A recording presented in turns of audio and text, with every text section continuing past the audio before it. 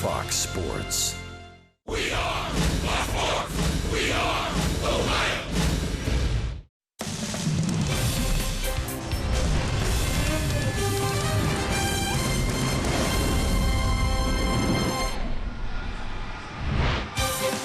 It's the final road game of 2018 for the Reds as the Reds close out a three-city roadie with a Sunday matinee at Marlins Park.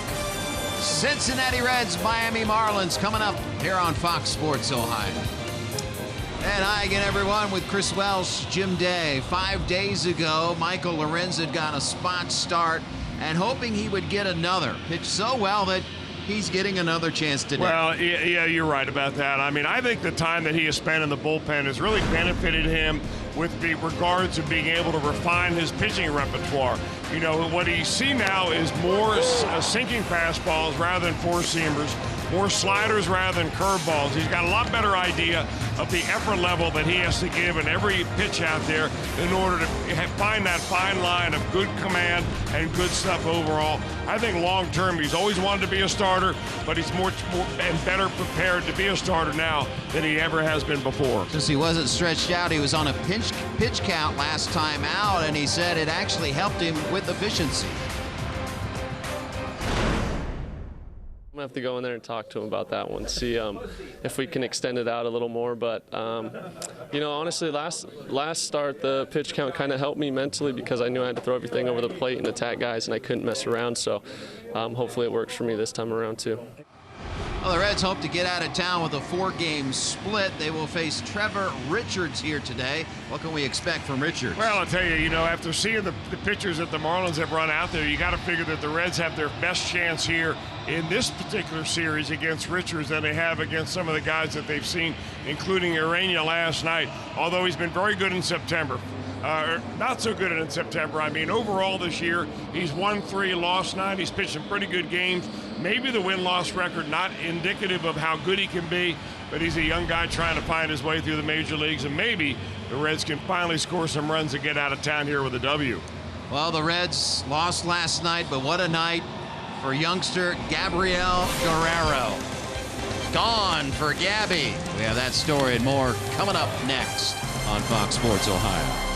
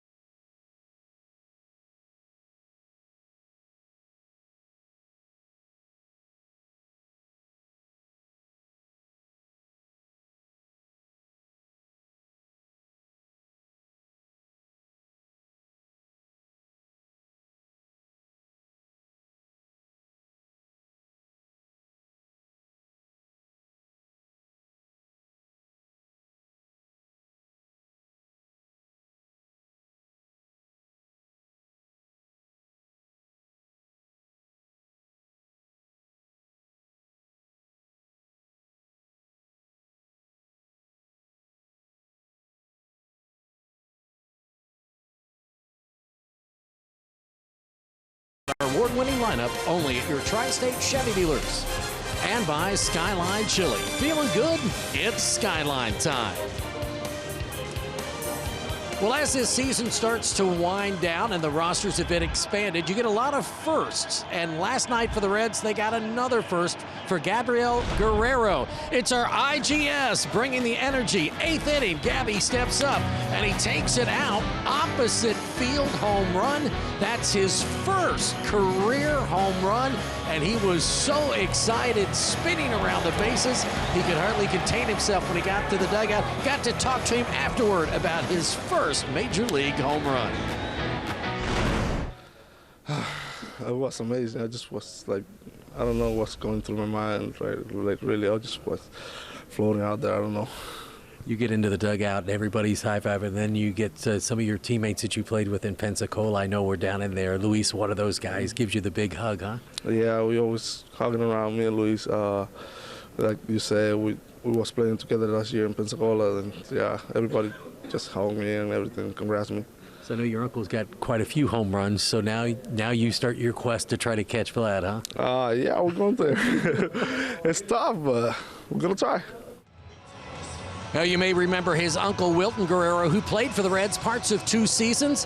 He also had 1 home run, so now he's tied with his uncle, Wilton, with 1 home run as a Red. Stay with us. When we come back, the Reds look to split the 4-game series with the Marlins, and Michael Lorenzen goes to the hill.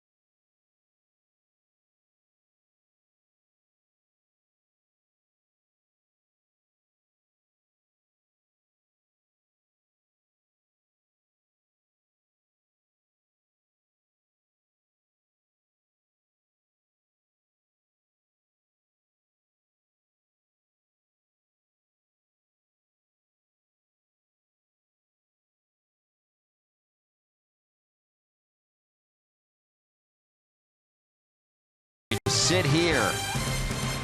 Go Reds. And optimism for 2019. Very nice. Got to do your chores, and sometimes they pay off. Finale of 4, Reds and Marlins. The Reds wearing their red tops and gray pants. It's the 3rd time we've seen it on this road trip. Normally the Reds are wearing those red tops for day games at home, but have broken them out here on this road trip. And here's the lineup here for a Sunday matinee. Scott Schebler will lead off. Jose Peraza in the 2 spot. Scooter Gennett batting 3rd today. Joey Votto an off day from the lineup. Suarez, Barnhart, Phillip Ervin in right field. Kurt Casale with Barnhart at first base will be behind the plate. And coming off of his first major league home run last night, Gabriel Guerrero gets the start in center field. Batting 9th on the mound for the Reds, Michael Lorenzen. For the Marlins, Trevor Richards, the righty, will try to go for a Marlins series victory here this afternoon. Well, against all odds, really, for Trevor Richards. He's 25 years old, just like his counterpart, Michael Lorenzen. But this young man, instead of being drafted #1, was not drafted at all. Came out of Division II school, Drury University in Springfield, Missouri, and ended up playing a couple of years in the Frontier League, which is an independent league, and finally got his chance a couple seasons ago to pitch in professional baseball, affiliated professional baseball, and was here with the Marlins, and he just went right through the system in a hurry. 2 years later, here he is in the major leagues, making his game number 24 of the season. And what he lacks in overall fastball and stuff, he makes up for in control. 3-pitch mix, fastball, changeup, curveball. That's what the Reds are seeing here today. Seeking his first win since July 14th is Trevor Richards. And we showed you his numbers in September, and pedestrian at best here in the month. Scott Schebler in the box, Richards into his windup, and we are underway.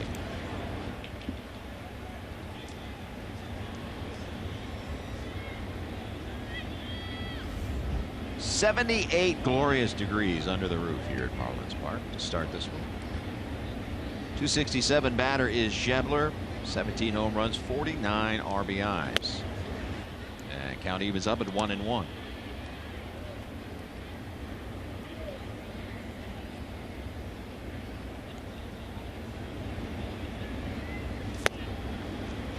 That's his best pitch you're seeing right there. That's a changeup. Comes in about 7 miles per hour, slower than his fastball. We got great arm action on it. His curveball not as good, but that'll be his third pitch.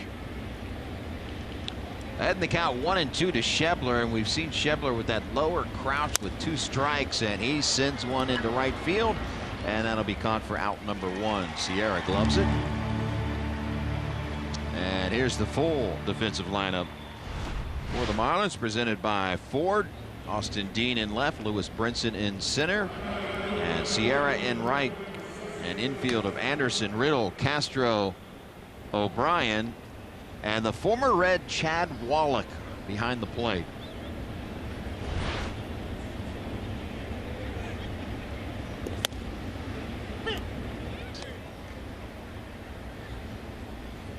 And there's Wallach. Got his first big league hit in a Reds uniform, did Chad Wallach, and now in the Marlins system, obviously, and over there in the dugout, Pops, Tim Wallach, bench coach for the Marlins, and boy, what a career he had. Good player.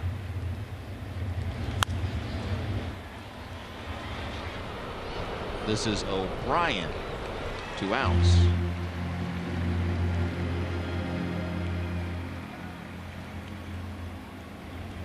And that'll bring up Scooter Gennett. 316 he starts the day at, trailing Christian Yelich.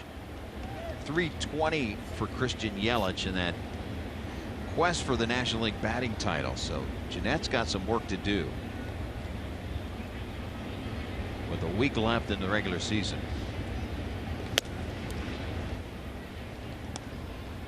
Terrific game in game 1 of this series. Drove in all 4 of the Reds' runs. And a terrific defensive play has been stymied since.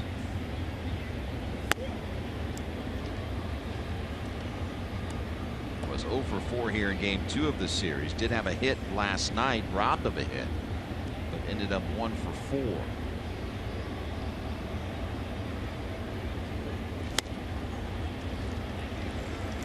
'23rd start batting in the 3 spot for Gennett.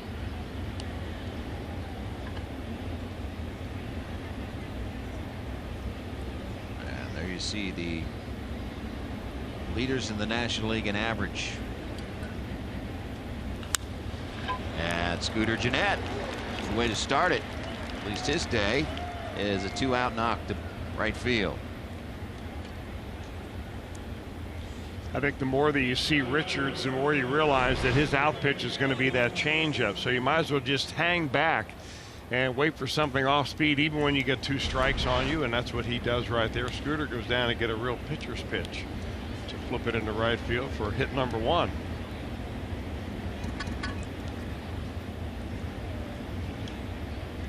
First pitch to Suarez is in for a strike. Home plate umpires Ben May, Corey Blazer down at first base, Stu Shorewater at second, for Chief Gary Cederstrom at third. Still 101 RBIs for Suarez, now 5th in the National League. His last RBI came back on September 10th, nearly 2 weeks ago, against the Dodgers at home, and that was also his last home run.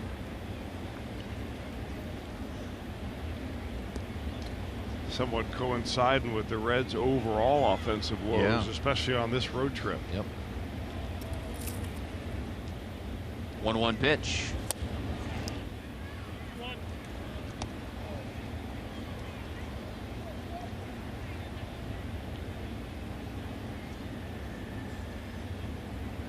Just 2 home runs and 5 RBIs in the month of September, and here we are on September 23rd. Entering the month, he had a chance for just a monster season. Not that it's, you have 32 bombs and 101 RBIs. That is a career year for many, many players, and it's been a career year for him. But entering the month, it looked like he had a chance for a monster season. Down goes Suarez, down go the Reds here in the first. Michael Lorenzen will take the hill for the Reds.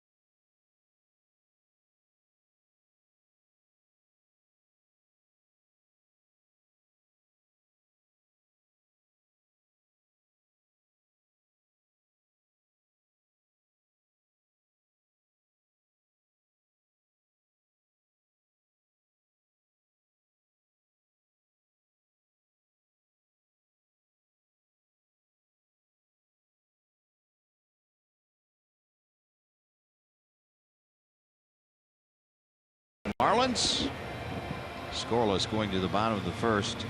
Here's the lineup that Mattingly put together here today. JT Ritter will lead off. Austin Dean batting second.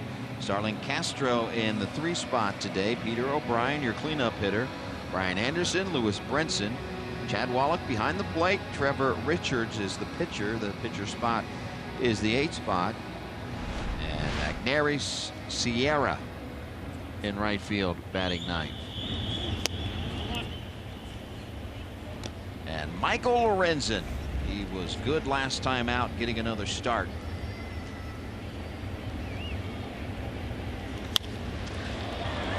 This is Urban coming in. Did he get it? He did not.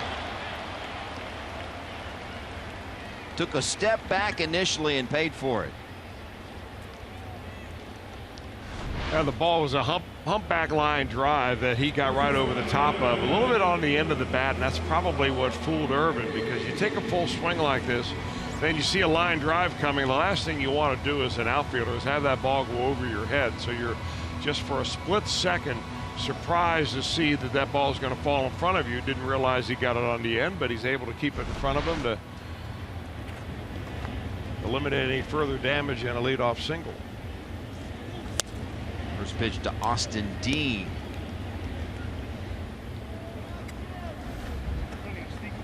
Dean had a night here last night, drove in 3, including a 2-run home run in the 6th that ran Anthony DeSclafani from the game. And that'll reach center field. So back-to-back base hits to open up the first for the Marlins. Here's your 4 defensive lineup for the Reds. Scott Schebler making his 2nd start in left field in 2018. First one was last night. Guerrero in center, Urban in right. An infield of Suarez, Peraza, Jeanette, Barnhart at first base, and Kurt Casale behind the plate. Now, it looked like that play was maybe going to have a shot at it. It deflects off the glove of Lorenzen and then just still kind of scoots through the infield. Very quick infield grass here at Marlins Park. Trouble of brewing for Lorenzen here in inning number 1. Lorenzen's got to be thinking, all right, I get a ball on the end of the bat that falls in front of the right field. Or I get a ground ball that if it's a couple of feet, towards the shortstop, it's a double play ball. But now instead, I've got 2 on, nobody out instead of 2 out, nobody on.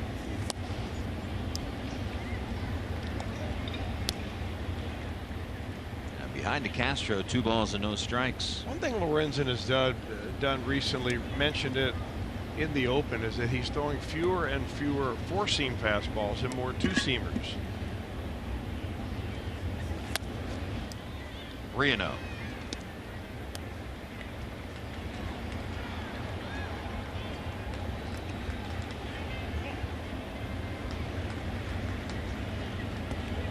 I'm assuming that Starlin Castro swinging here on a 3-0 count. Sally calls timeout, and we'll go through the signs again.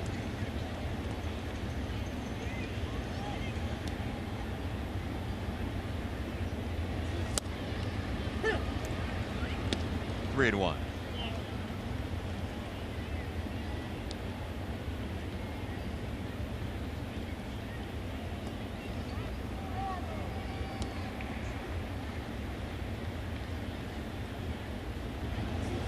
Check swing, appeal down to first. Nope, it's a strike called by the home plate umpire Ben May.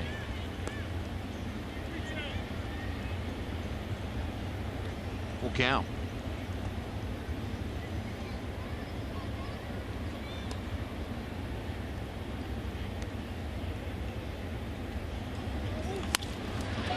Blistered at Peraza, nice play, and a double play at that.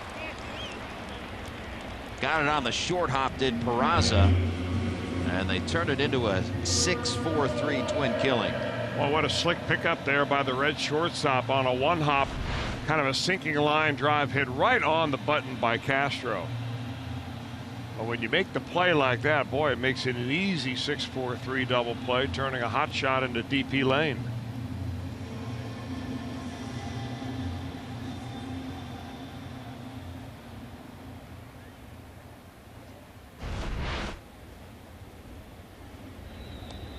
Pitcher's best friend.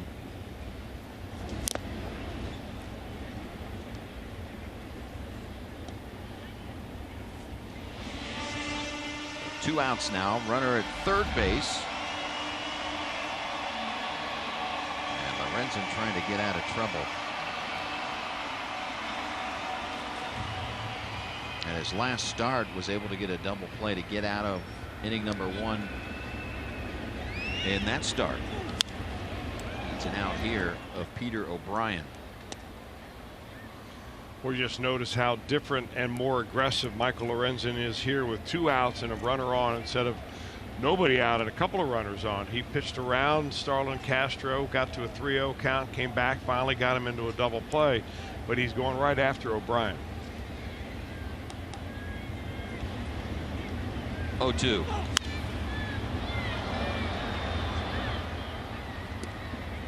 And heats it up to 97, and I think that ought to be something that you shouldn't let go by, because where Lorenzen normally works is around 94 miles an hour, but it's nice to know that when he wants to reach back and add a little bit, he's got it.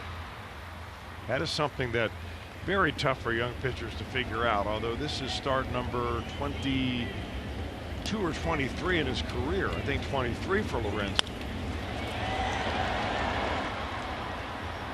Lorenzen, couple of singles, no problem. Through one, scoreless in Miami.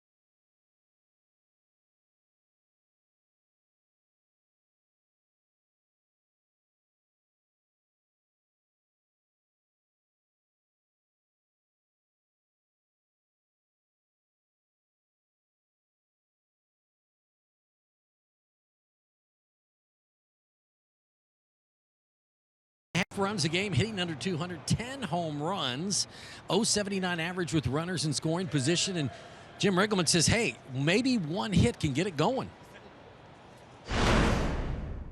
Sometimes you get a little spark like that, a timely hit. We've had a lot of those throughout the year, but they haven't come lately. You know, like I've said before, you're always going to get your best effort from your hitters. That's where their contracts come from, you know, their numbers they put up, their pride, their competition. Well, Jim and Chris, he also said without Joey Votto and Billy Hamilton in the lineup, this would be the last off day for Joey on the season, guys. Yeah, he said if they were in a pennant race or any game that was meaningful, meaning the opposition as well, that Votto would be in there. But situation as it is, off today, and we'll finish 2018 regular season on that homestand as Tucker Barnhart goes down on strikes. Or pretty good action both ways, really, for Trevor Richards on that changeup. Not only the arm action that sells it as a fastball, but great sinking action at the very end of this pitch. Watch this baby go down.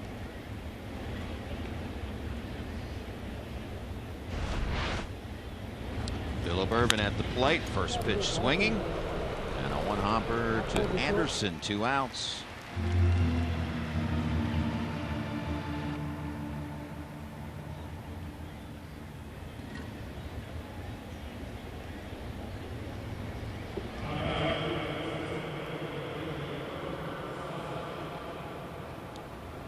And here's Curt Casale.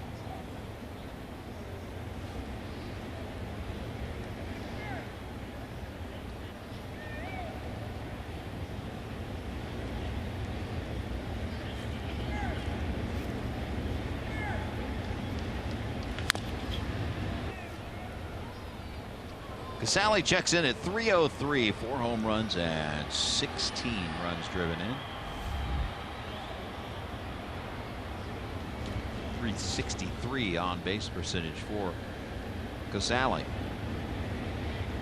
making his 31st start behind the plate here today, and has hit safely in each of his last 3 starts. 5 for 11, 455 clip over that short span of 3 starts.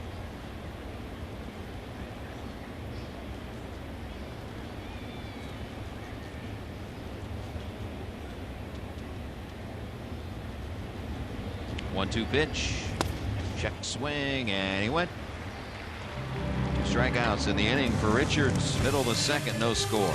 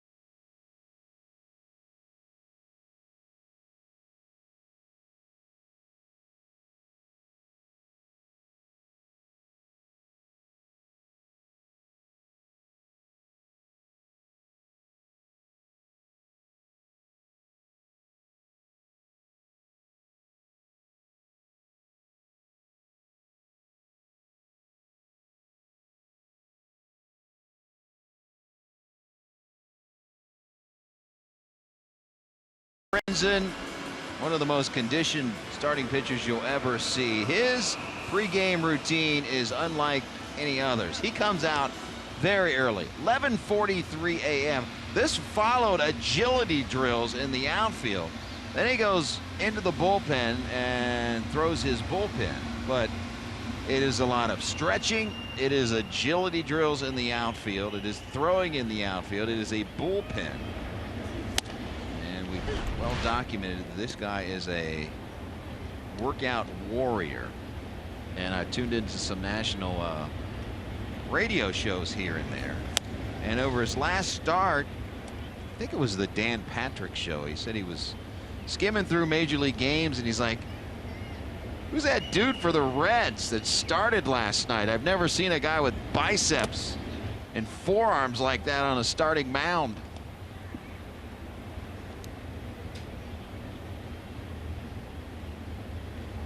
Blew the ribbon off his shirt sleeve. His biceps are so big. Busting out of the shirt like Welsh back in the day. Well, you know, you talk about his commitment to conditioning, and that certainly is one thing, and it's a very important thing to Michael Lorenzen, because he feels like when he gives that kind of an effort in between pitching performances and preparation and so on, that he feels like he deserves success because you're putting the time and the effort in, so that when you do have success, it's earned. And that's something that kind of is very fulfilling for an athlete. But I think the other thing for Lorenzen, when he went down there to warm up early and to do all the agility drills, it's not about getting loose. I think Lorenzen's the kind of guy that could probably roll out of bed and 5 minutes later be in a big league game. It's about burning up some maybe some nervousness and trying to take the edge off a little bit, so that when you finally get out there, you're a much calmer pitcher than you are, you know, ready to play in an NFL game and hit the first guy you see with the pigskin under his arm. So, you know, pitching requires a combination of strength, conditioning, but most of all, calmness on the mound and understanding what you've got to do from pitch to pitch. He's been often asked about working out too much and bulking up too much, and that it would take away his flexibility, and he never gets mad. He's not the type of guy that gets mad, but he will raise his voice a little bit and doesn't like that at all. He says, hey, no one stretches more than me. I'm more agile now than I've ever been, so he will shoot that down right away. Boy, he's having some bad luck with location of ground balls, though, in this ball game.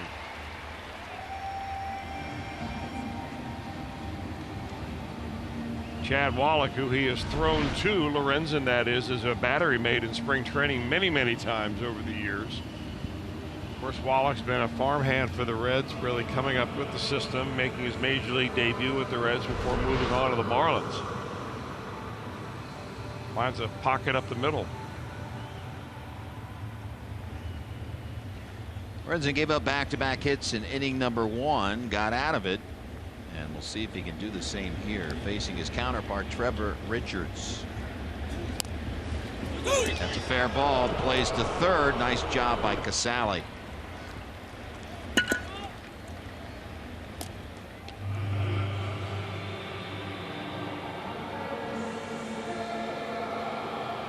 pitcher running to first. Kind of surprised Suarez didn't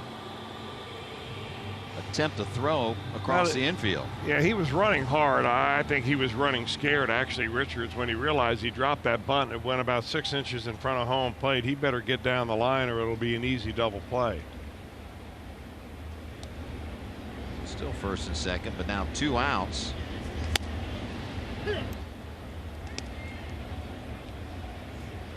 And Magneri Sierra at the plate.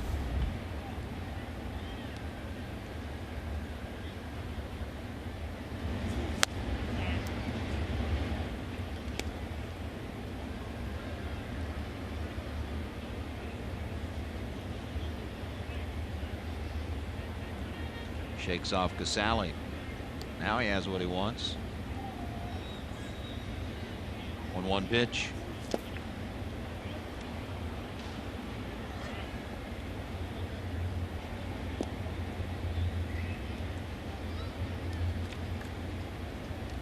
Yeah, I think one of the things that the Reds are balancing when they watch Michael Lorenzen pitch is, you know, the X factor, which is him swinging the bat. So if he's able to, you know, looking into 2019, become a starting pitcher, does that affect the way that you may be able to use him, you know, off the bench as a pinch hitter or a pinch runner, or even in Lorenzen's case as an extra outfielder in a pinch in an extra inning ball game? But, you know, maybe as a starting pitcher, it gives you a little bit more time to, you know, work his way into the ball game from here and there as a pinch hitter, as opposed to being in the bullpen, have to call him in and figure out a way to use him in the game as a pitcher and then as a hitter.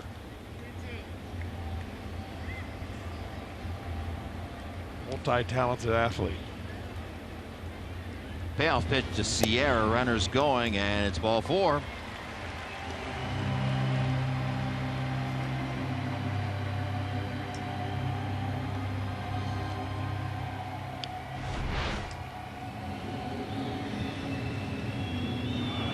The one thing that I said this about Cody Reed the other night, you see the very end of Michael Lorenzen's delivery right there. It's almost like a recoil action where he lands, he releases the ball, and then he kind of stands straight up. I think that he'd be better served if he could just put a little better finish on his delivery. And that would help keeping his head right in line. Pitching is what they call a linear motion, which is in straight line.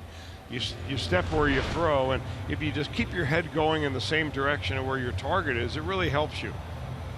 But at the very end here, I mean, everything is perfect until then, and then see, he just kind of doesn't quite get over his left knee as far as he could, which put a little better finish on his pitches also.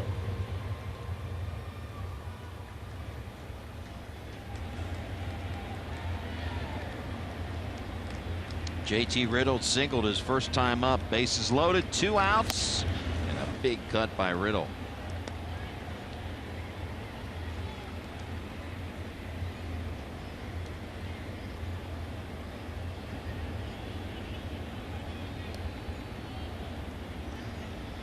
One. Lorenzen, strand 3 here in the second. No score in Miami.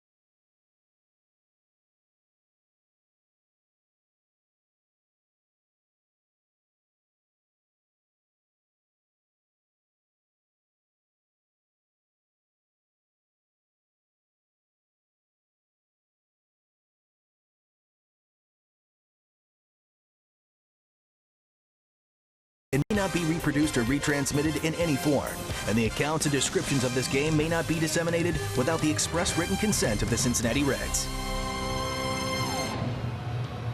MLB At Bat is your #1 Cincinnati Reds app. Reds home screen icons and features such as MLB.TV Game of the Day, in-game highlights, live radio broadcasts, and more. Plus, now you can stream Reds games with Fox Sports Go through the MLB At Bat app.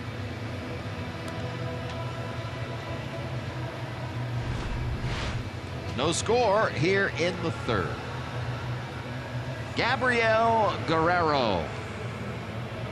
Red scored 1 run last night. It was off of his bat, his first major league home run. And earning the start here today in center field. And here it is. It takes poke to get it out of this yard, let alone to the opposite field. Jumping on the very first pitch he saw last night and driving it the other way. Now, that was just part of it. What the drama about him getting the ball back, whatever happened with the end of that? Well, unfortunately, the gentleman that caught the ball, we saw lots of negotiations, never made it to the clubhouse. So he didn't get the ball. Oh. And have no idea what happened in that regard. Not going to speculate whatsoever. He just decided to not go to the clubhouse. So he did not get the home run ball, but has the memory for a lifetime.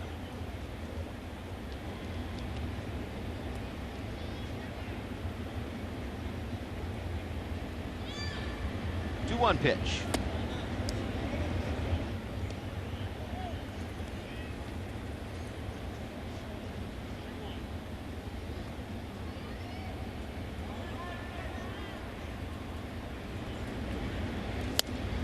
Full count. You know, him going opposite field, you talk to those that have watched him in the minor leagues and just looking at what he accomplished in the minor leagues, particularly this year, he loves to hit it to right center field. So no surprise that he went opposite field last night. He goes down on strikes here for out #1 in the third. Well, you don't see this kind of changeup very often in Double-A. If you do, that pitcher will be on his way up the ladder. And Richards sells it, and Guerrero buys it. Here's what he comes with, Richards that is, and the opponent batting average is lowest against that changeup than any of his pitches. Not very often does he use his curveball, so he's basically a 2-pitch guy, fastball, changeup.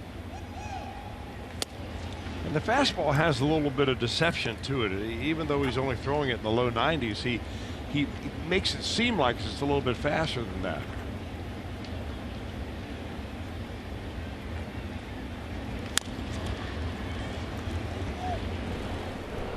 Two outs.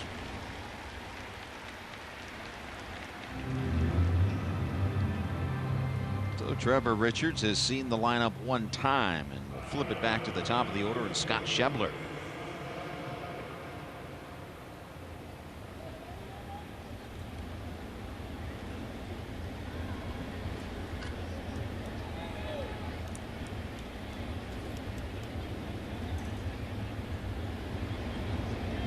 Schebler flied out to right his first time up.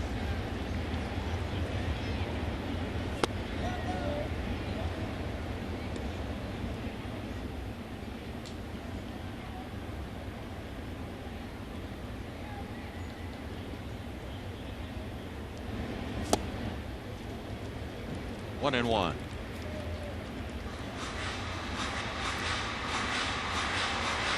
Yeah, with the changeup the way it is and that very pedestrian velocity on his fastball reminds me a little bit of Kyle Hendricks, who's been a very successful pitcher for the Chicago Cubs. Just goes to show you that there are a lot of ways to get hitters out. Overpowering them is only one of the ways. But it's the way that gets you signed. Yeah. And once you get signed, once you get your foot in the door, then you can, you know, impress by getting hitters out. And there still will be naysayers that'll say, well, you know, Trevor Richards, Kyle Hendricks, these guys are still doing it with smoke and mirrors, and, you know, they're not playoff type pitchers because they can't strike out a lot of batters, you know, with the heat. But he shows you the high fastball right there close to your eyeballs. so that your brain is, calculating the speed of that heater, then he's going to probably come right back with a changeup. Payoff pitch. Fastball again. Shook off Wallach to get to the fastball. We'll see what he does here. I mean, it's the one thing I think that the analytics has not been able to address effectively is why are some guys who are throwing 91 have the ball foul straight back, and the next guy comes in throwing 98 and you pull him down the left field line. Schebler draws a 2-out walk. First walk given up by Richards, and here's Jose Peraza.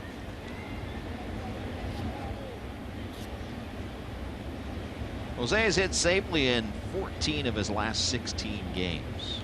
And continues to be in the top 5 in the National League in hits.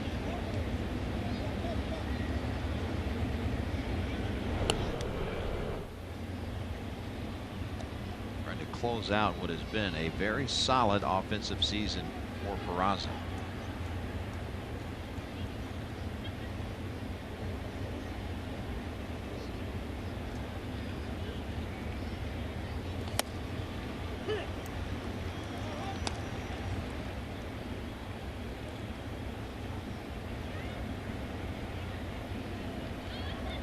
Also has 50 multi-hit games, top 10 in that category.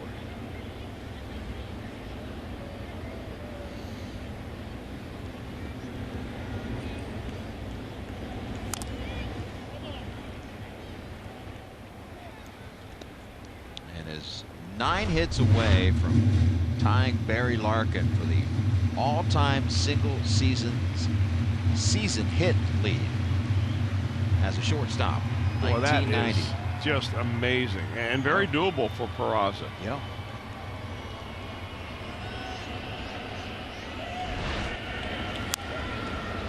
Suarez and Jeanette have been getting all the hot headlines, and quietly Peraza sneaking up on that list.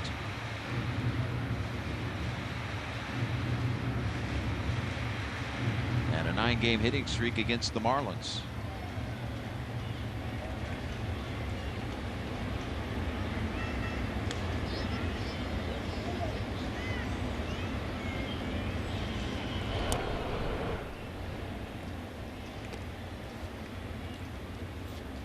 A lot of attention to Schebler. Schebler just 3 steals in 5 attempts. Getting a decent lead over there at first base. Swing and a miss. 5 of them through 3 for Trevor Richards.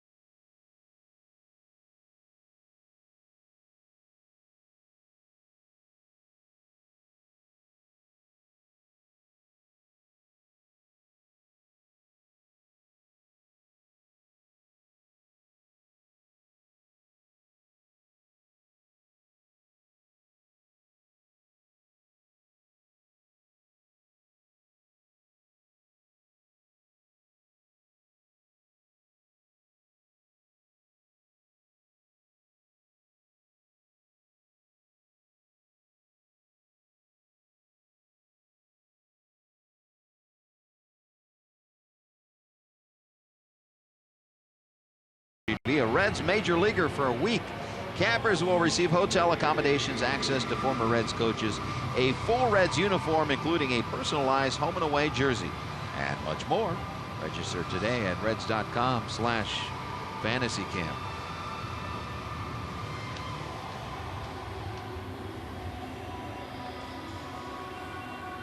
It's been about damage control for Michael Lorenzen in his first 2 innings of work. Stranded 2 in the first and left him loaded in the second. He will get 2, 3, and 4. Dean, Castro, O'Brien here in the third.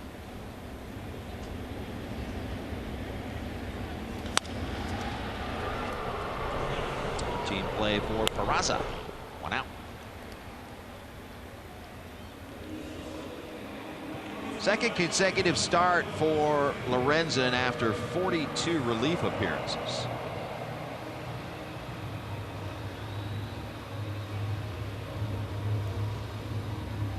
And as a starter, and again, it's been 3 years, so he was a very young starter. An ERA of 5.25 coming in as a starter, and 22 previous starts. And a 3.68 ERA and 153 relief appearances in his big league career. And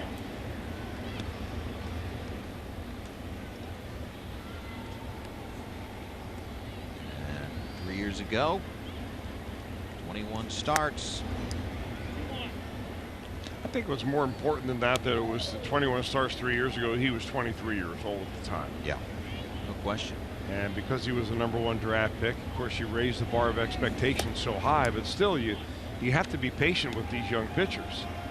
And I think the time in the bullpen has really done a lot to help him mature, get the feel of the game, understand himself a little better.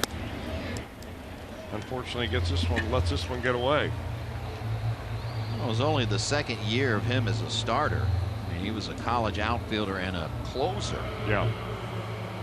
So he was learning on the job, and really talked about tough luck of injuries, and the injuries that he suffered defined him as a reliever. And he said, I can't help the injuries, because he got hurt in spring training when he was vying for a starting job. Came back as a reliever. Actually got injured twice. Yeah, the injuries I think were part of it, but the other part of it that went into the decision to make him a reliever instead of a starter was that his stuff began to deteriorate. He couldn't carry velocity into later into a game or even later into a season. So the more he started, the slower he threw. And at that time, at age 23, he didn't know anything about how to change speeds. He didn't really understand the art of pitching at all.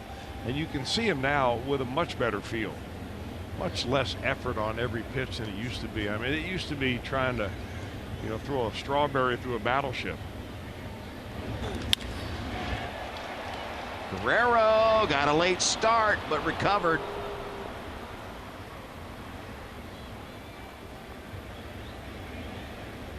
Two outs. Really good effort at the very end of this. Yeah, he momentarily buckled out there and then had to come in hard, but he's able to get that glove in there and make the catch.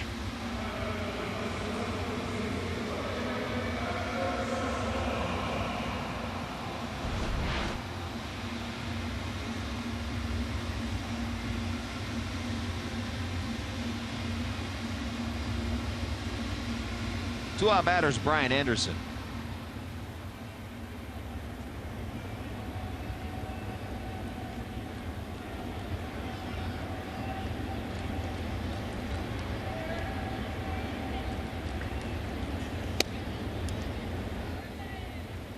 Anderson grounded out his first time up.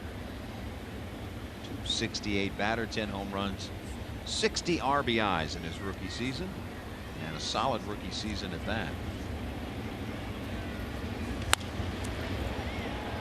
Guerrero again, and falls between Guerrero, Jeanette, and Irvin.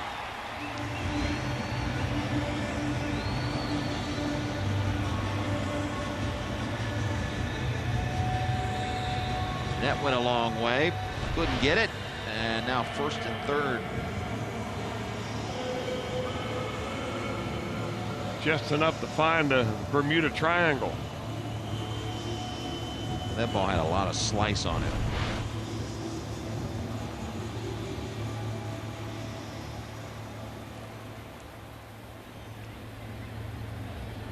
And we'll see if Lorenzen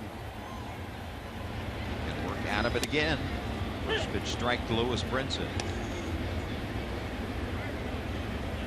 Nice little cutter away right there. The 90 miles an hour, that saves, you know, the chance for you to come inside with your fastball. Raza. Nice job of backing up Suarez, but a run will score on this, and the Marlins have a 1-0 lead.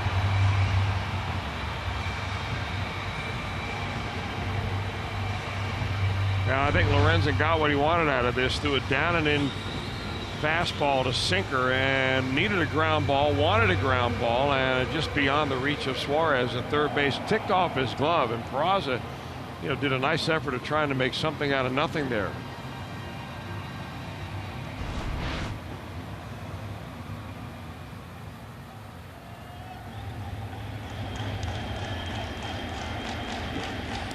Once again, the placement of ground balls. It has been some tough luck for Lorenzen. Well, you can see that really. This is a great example today of the reason why so many baseball analytical people love strikeout pitchers, because when you have an outcome that is a strikeout, you never risk the luck factor of a ball being hit softly but in the hole, or a bouncer going over a fielder's head, or hitting a base. So that's really why the emphasis is on those pitchers that rack up the Ks.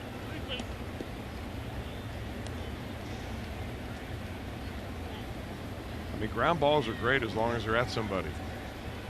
Yeah.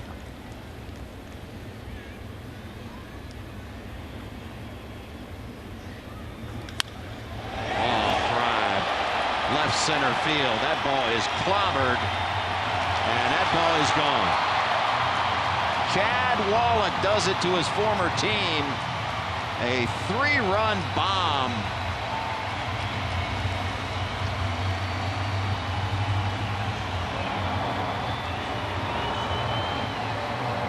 Nothing Marlins. First career home run for Chad Wallach, and Dad will be waiting for him in the dugout.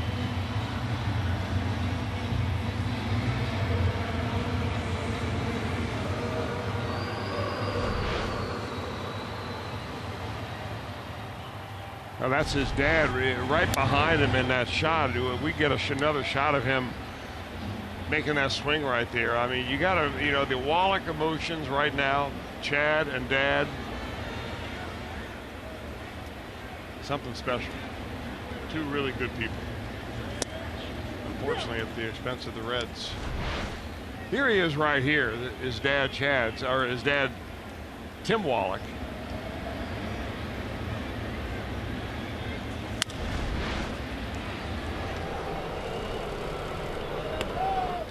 Damage done in the third. 4-0 Marlins.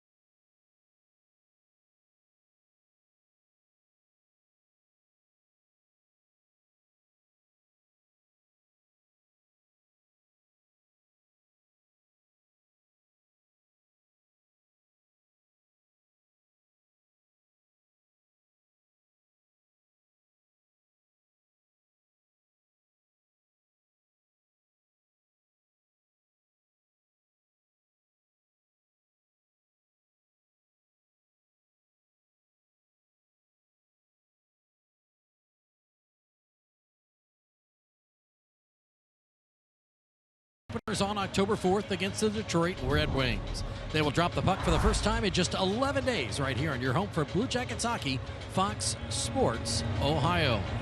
And Chris Welsh was talking about strikeout pitchers. Well, boy, do we have some strikeout pitchers for you. How about the Cleveland Indians, the first team in Major League Baseball history to have 4 starting pitchers with 200 strikeouts apiece: Kluber, Bauer, Carrasco, and Clevenger. And Max Scherzer, 290 strikeouts this season. He is scheduled to start Tuesday and Sunday. The last right-hander with 300 strikeouts, Kurt Schilling, all the way back in 2002. So Scherzer, pitching on a team that's already been eliminated from the playoffs, possibly gets 2 more starts for the season to try to get 300K, guys. One of the best in the best. Best of the best. Well, that's pretty impressive, though, by the Indians starting staff. And, you know, but that's also an extension of the new theory on hitting, which is we're going to try to lift the ball. We're going to try to get it in the air, hit it out of the ballpark. And if that doesn't happen and we swing and miss, big deal. You know, back when Randy Johnson was striking them out, and especially when Nolan Ryan was striking them out, you know, it was almost embarrassing to, you know, have a game where you went, you know, 1 for 4 with 3 strikeouts.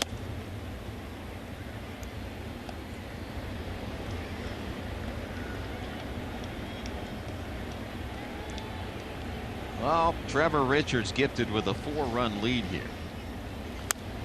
Get the teeth of the order, Jeanette Suarez, followed by Barnhart here in the 4th. Reds are going to have to figure out a way to counteract his best pitch here, which is changeup. And sometimes, you know, back in the old days, hitters would move around in the batter's box a little bit. You know, they would, if a guy's got a really good curveball, you move way up in the box to try to get it before it has a good snap on it. And maybe the same way with the changeup, but hitters are more reluctant now than ever to kind of get out of their comfort zone. And so they dig a hole, same spot in the batter's box every time, no matter what the pitcher offers, whether he's a power pitcher or a changeup pitcher, same spot.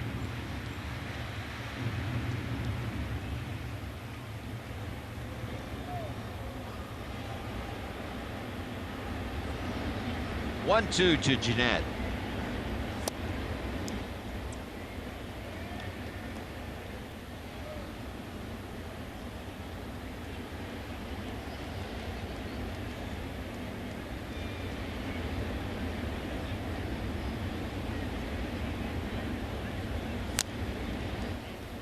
Count holds at 2-2.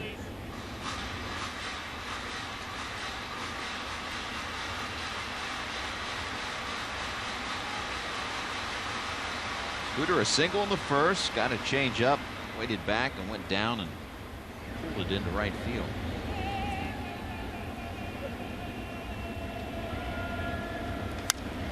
This time slices it away. Giving chase is Dean, 1 out.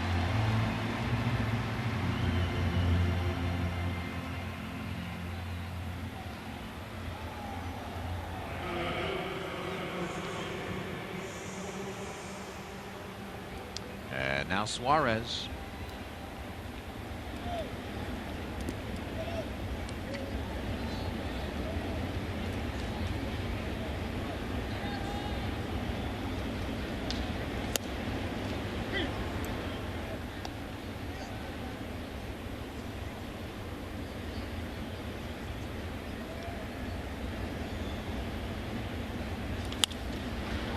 Base hit.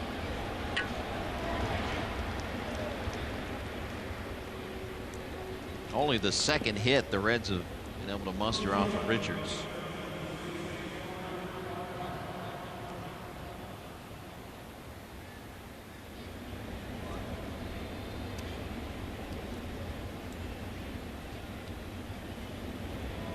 And here's Tucker Barnhart, mired in a 2 for 26 skid.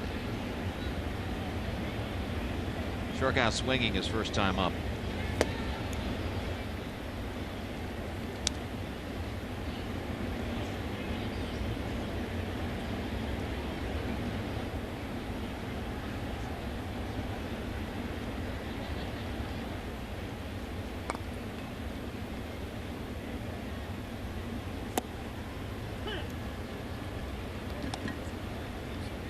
1 ball and a strike.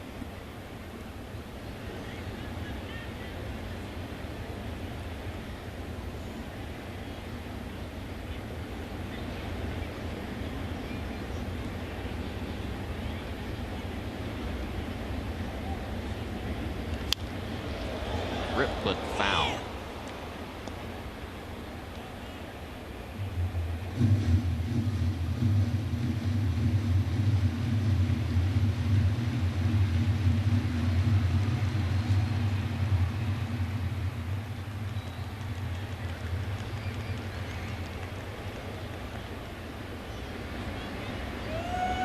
One, 2.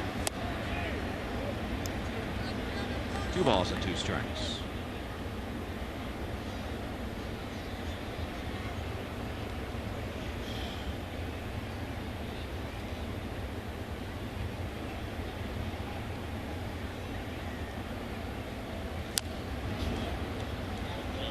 Milwaukee out to a 1-0 lead in Pittsburgh. They're in the second.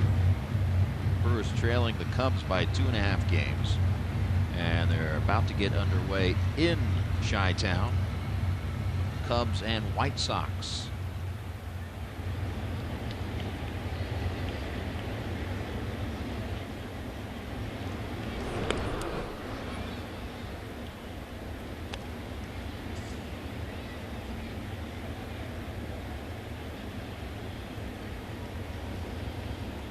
Not only has their eyes on what's going on in Chicago, but what's going on in St. Louis, as the Cardinals are only 2 games back of Milwaukee for the first wild card spot.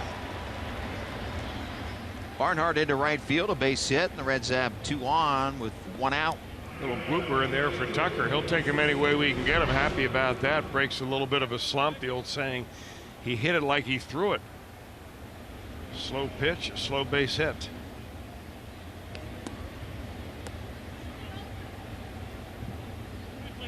Now the Reds with a little chance to get some action going here. A couple of runners on, 1 out. Phillip Ervin with an opportunity.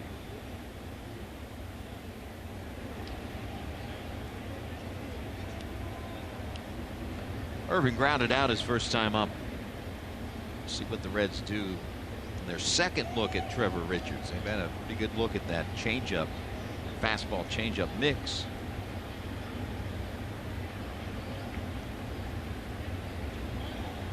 You know, when you have a fastball changeup mix the way that Trevor Richards does, or Kyle Hendricks, or any really good changeup pitcher, it's not necessarily the numbers that accompany those pitches, it's the deception the pitcher shows the hitter. I mean, if he can sell it to make it look like to the hitter that when it's coming out of his hand, it's a fastball. I mean, you're sold on it, because a big league hitter has about 1/5 of a second to make up his mind as to whether he's going to swing at a pitch or not.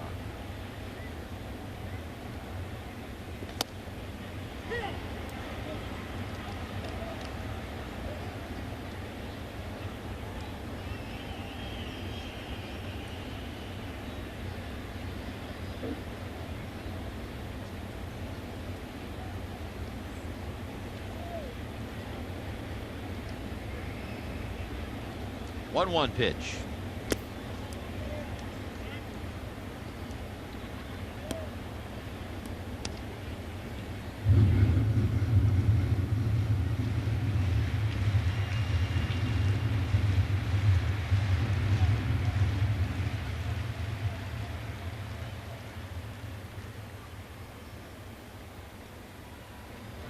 Hitters count at 2-1.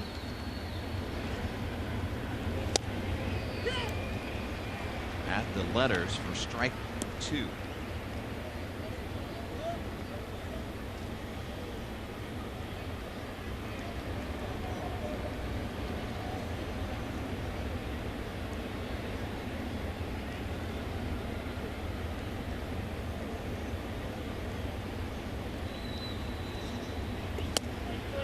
Strike 3 call. Pitch right there.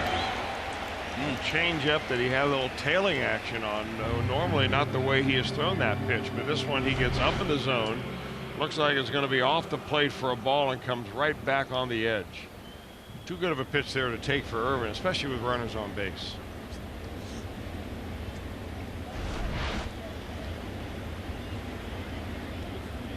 Now it's up to Kirk Casale.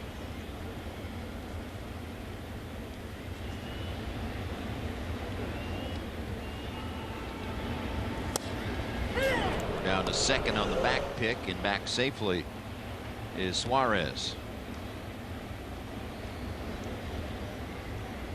Brewers have a big inning going on in the second.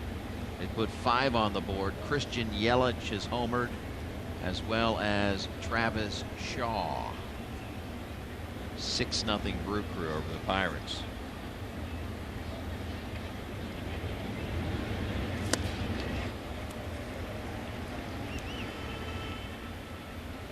"32 home runs now for Christian Yelich. 31 of them for Travis Shaw.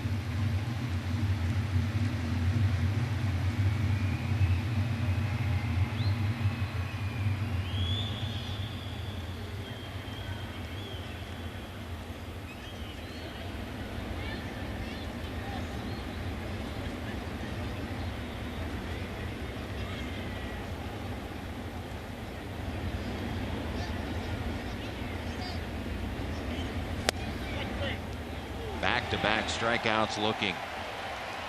Couple of hits, 2 men left, middle of the 4th. 4-0 Marlins.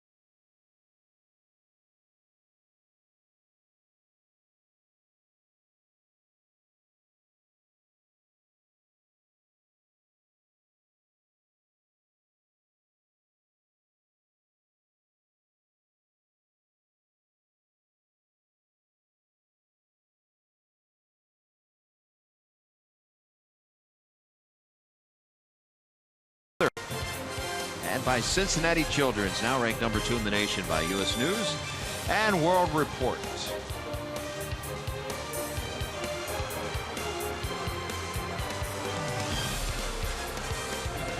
How about a little Cuban sandwich, shall we?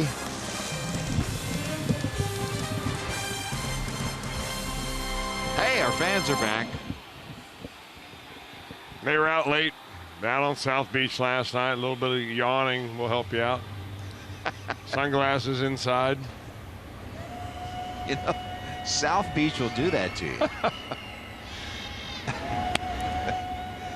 A yawn, and it's a little bright in here, even though we're indoors after a long night.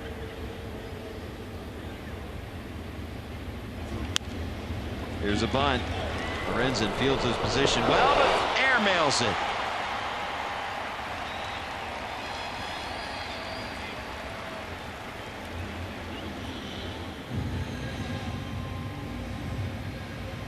And Sierra will reach.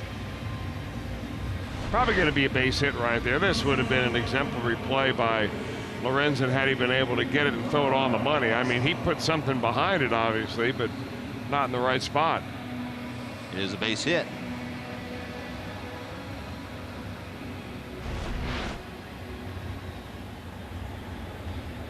Top of the order now, JT Riddle.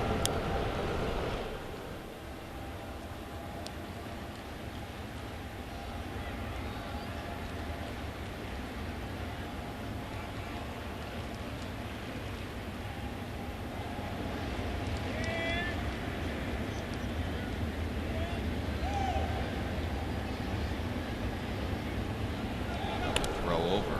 Yeah, both times he's diving back, which gives you an idea that he's serious about getting a big lead, maybe taking advantage of something that they think they see with Lorenzen's delivery.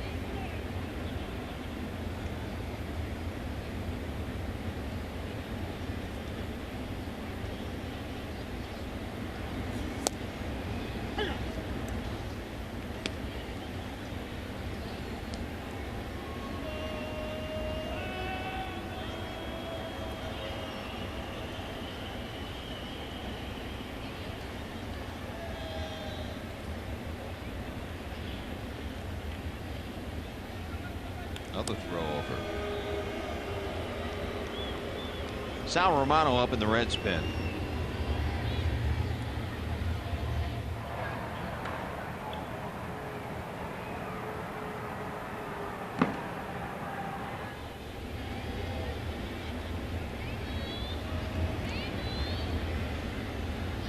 Pitch out, nothing doing.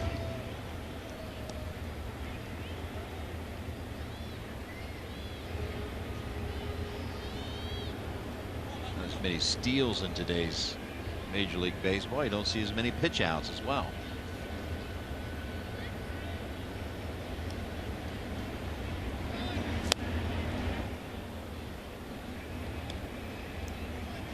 One and two.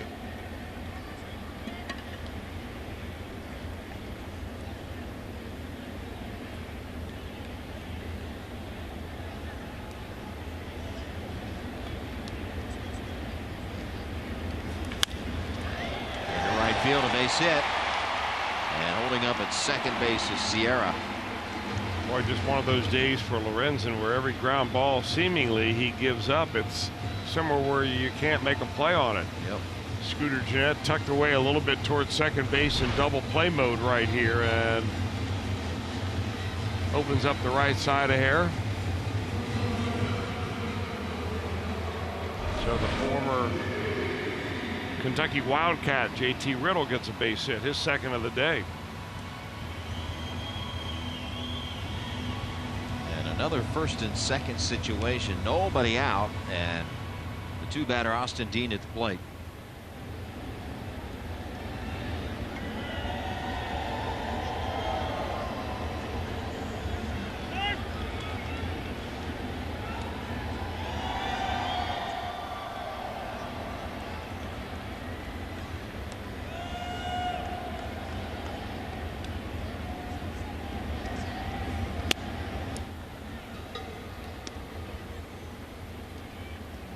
.59 pitches for Lorenzen.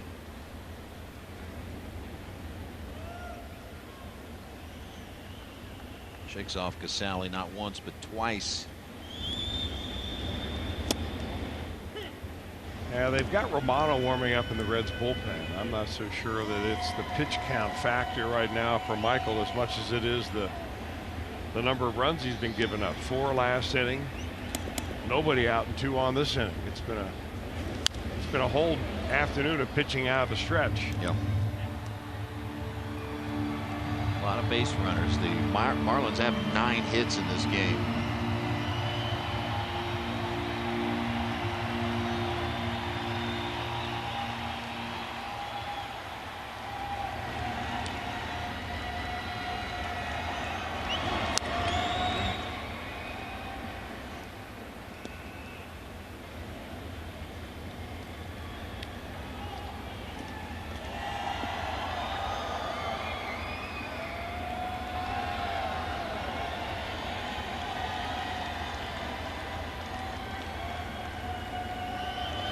One-two pitch.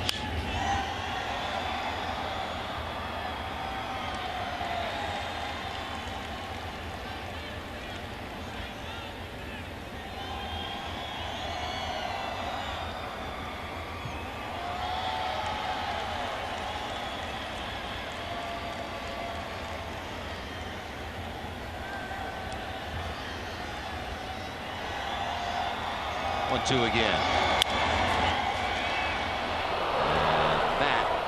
Will be a double play. Finally a ball at someone.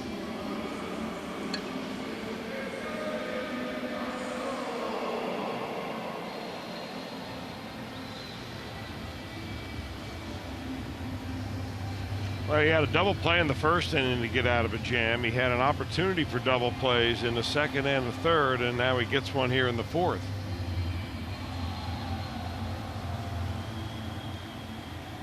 Trying to dance around 9 hits in the first 3 2/3 is Michael Lorenzen. 9 hits and 1 walk. And he'll do it. We've played 4-0 Marlins.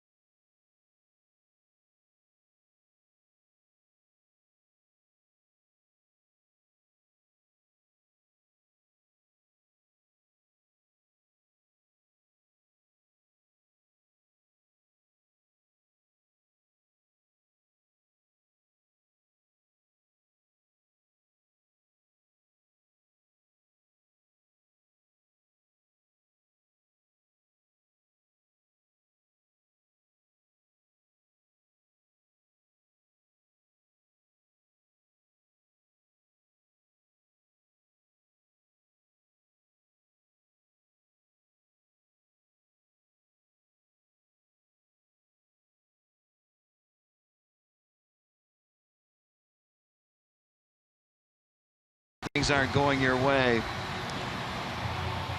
and Lorenzen none too pleased. And you could see just some of the body languages, some of the facial expressions during this one. We've talked about some of the ground balls that were finding holes, and that can add to the frustration. Now, Wallach's home run, that ball was tattooed. Yeah, it was, and it was a bad pitch, and you hate to be defined by one bad pitch, but that's the saddle that comes along with being a major league starter or a major league pitcher out of relief. Doesn't matter. Ball to third. Guerrero retired.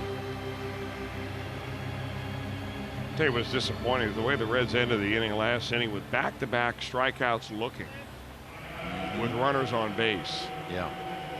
And I know that, you're looking for a good pitch to drive and to be able to put the barrel of the bat on and so on. But I mean, at some point you've got to be a little bit aggressive. Your team's in a slump. They've not scored very many runs here over the last, this entire road trip. They've scored 12 runs in the first 9 games.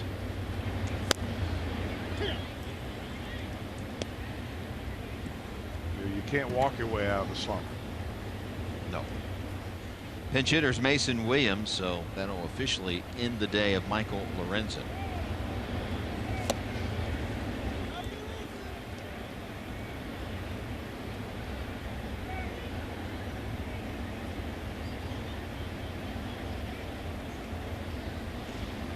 No balls and 2 strikes to Mason Williams.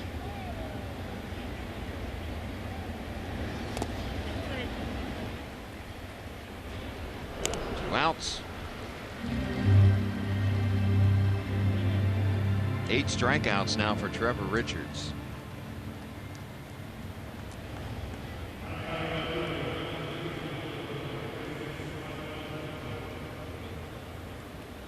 And here's Schebler.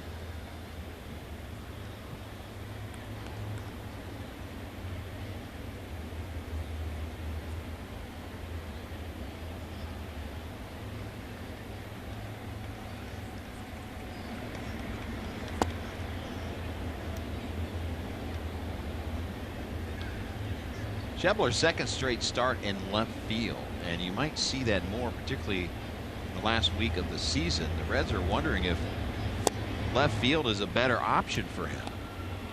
For so long, Adam Duvall was locked in there, and Schebler was playing right.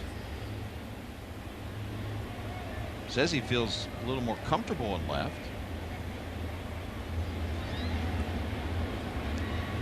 Not a tremendous arm, which would warrant itself to left field more. Yeah, and that shoulder that he throws with has had some problems this year, which, remember, he spent a long time on the disabled list, where he went down and did a rehab assignment down in the minor leagues and was able to hit and play every day, but was not able to throw.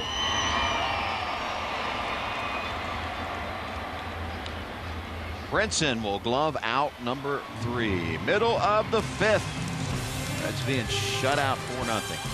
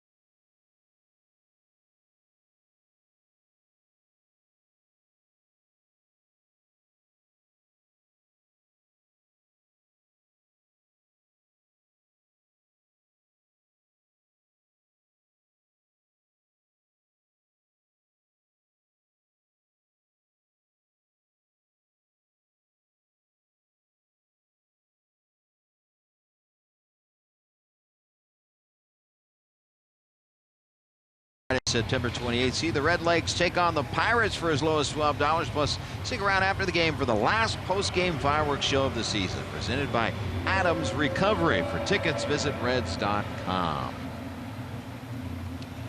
Lorenzen goes 4, and we'll turn it over to Big Sally. Sal Romano on for the Reds.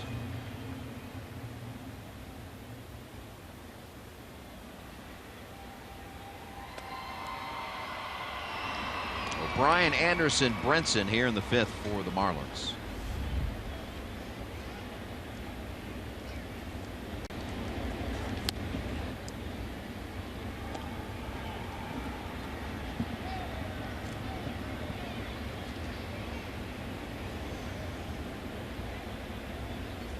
(2-0). So a battery of Big Sally and Casale. Pally. You can never get enough of that, can you? No. Excuse me, swing. That's fair ball. And Romano makes the play.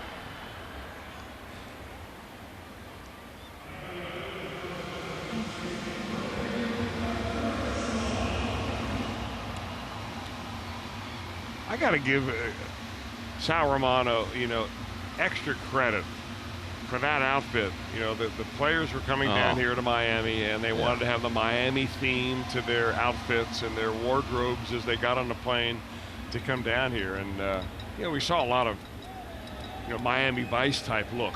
Right. But Sal Romano's, for me, just took the cake. It was very impressive.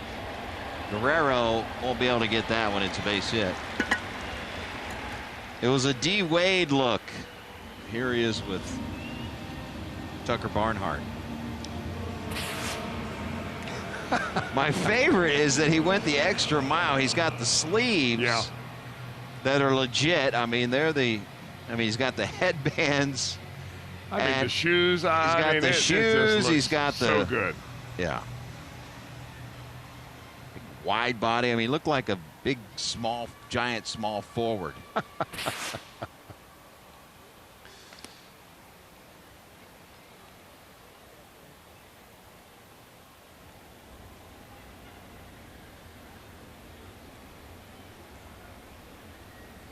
And he got that costume himself.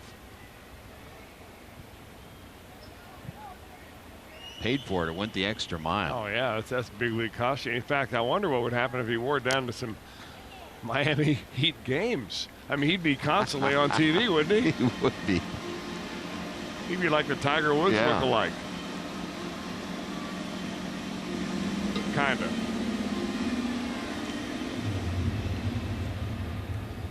But he loves his basketball. Well, that's all the finishing touches.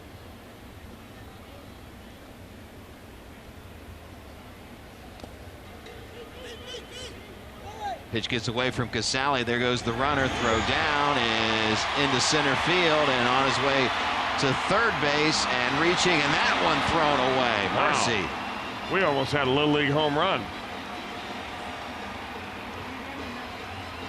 Anderson ends up at third base.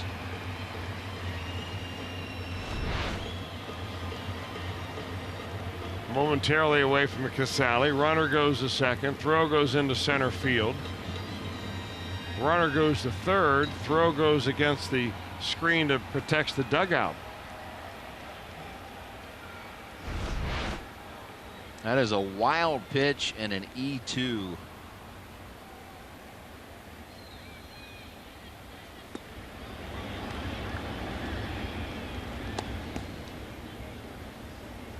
That's strike three. I didn't know if he fouled it off or not, and he came up empty. Check out our StatCast AI powered by AWS. Former Red Chad Wallach got all of this one and more. 407 feet, 105.3 miles per hour off the bat. And now he's up there again. That strikeout was just the first of a Marlin batter here today. Sorensen went 4, gave up 9 hits, 4 runs they were earned, walked 2, and didn't strike out a batter.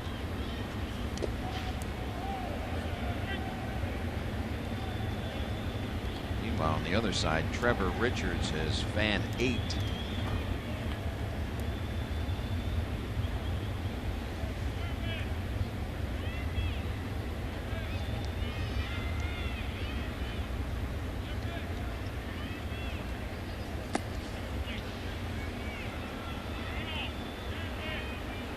Would you have just gone with the Miami Vice look? Probably. So you can get right off the plane and go right out to dinner. Tough to go anywhere when you're dressed as Dwayne Wade. That's not stopping to sign autographs everywhere.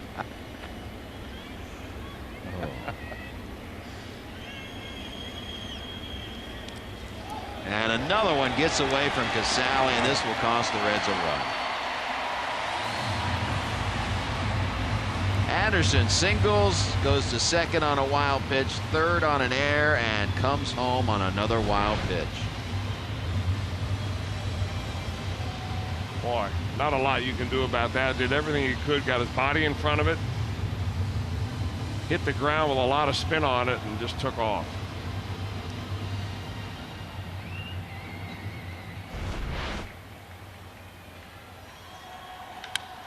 A hard hit ball into right center field, cut off by Irvin. It's another hit for Wallach. He is 3 for 3. Proud Papa. Can't show too much emotion though. I guess you got to be bench coach first, but well, he's always been like that. I mean, you know, he was a teammate of mine when we both played together in Montreal, and I mean, he would have a day where he'd hit, you know, a couple of home runs and a double, and you know, looked like his dog ran away. He's as even keeled as they come. Talented player. The way that some talented players that came through the Expos. Some guys that can hit.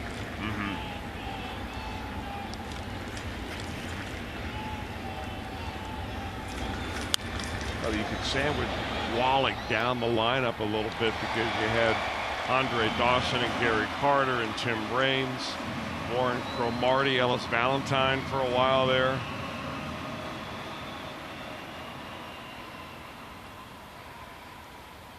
And one of the favorite. I can't remember Doug Flynn. He had to be in that middle of that lineup somewhere.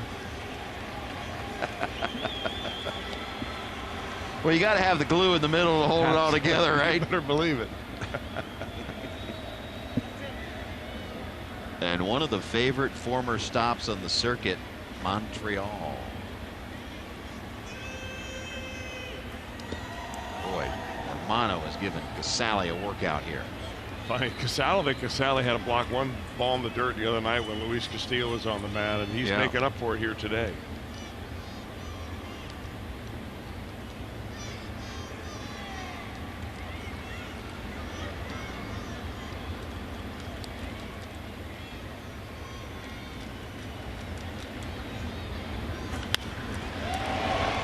Jeanette off his glove, and the Reds are just having a tough inning.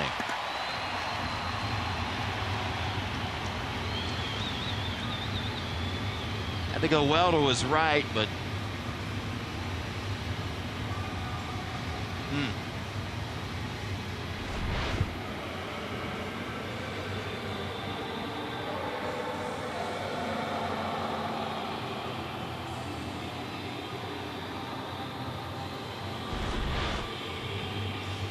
that is an E4. Second error of the inning, so 2 errors and 2 wild pitches.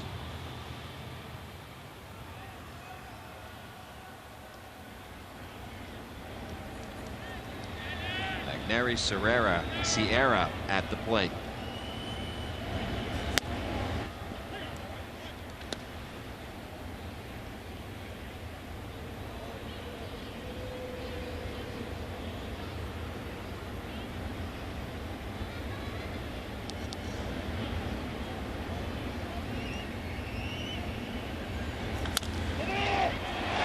Barnhart into right field. This will plate another.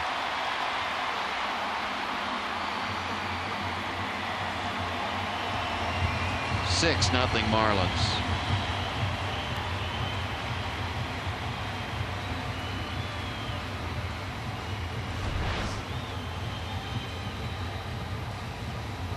Boy, it looked like Barnhart actually stepped to get out of the way of that ball so he could field it on his side, and it took a bad hop right over his glove. That's a ball that you really ought to get your body in front of because you're so close to first base.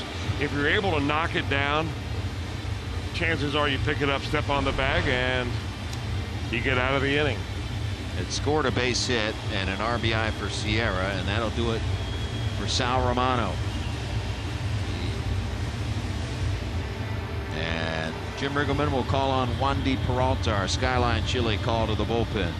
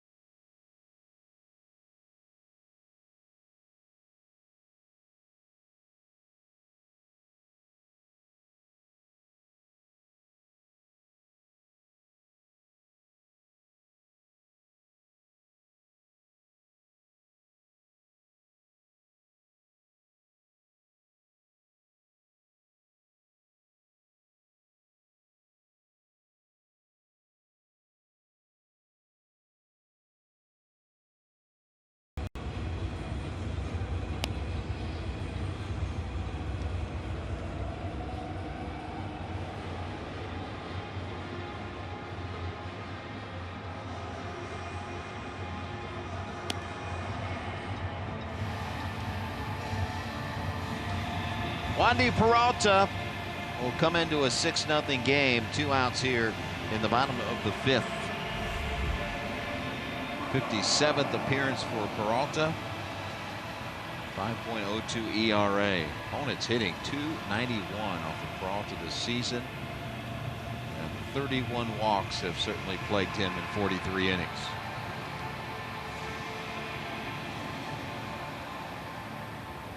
And he'll get the top of the order here, JT Riddle. A frustrating road trip for Jim Riggleman, complaining after the game, before and after the game last night, about the lack of run support for a very good starting pitching. Today the pitching has been bad. You're still not getting much in the way of run support or defense behind him. That ball that was misplayed by Barnhart goes for a base hit. There's already been a couple of errors in the game, one on a pitcher, one on a second baseman, making the Marlins look like a top-level ball club here in this series. And this is the guy the Reds really have to figure out a way to fix. Had such a good season last year up until the very end when he got tired and got into some bad habits, got hit around a little bit. But this year he has just been nowhere near what we saw last year.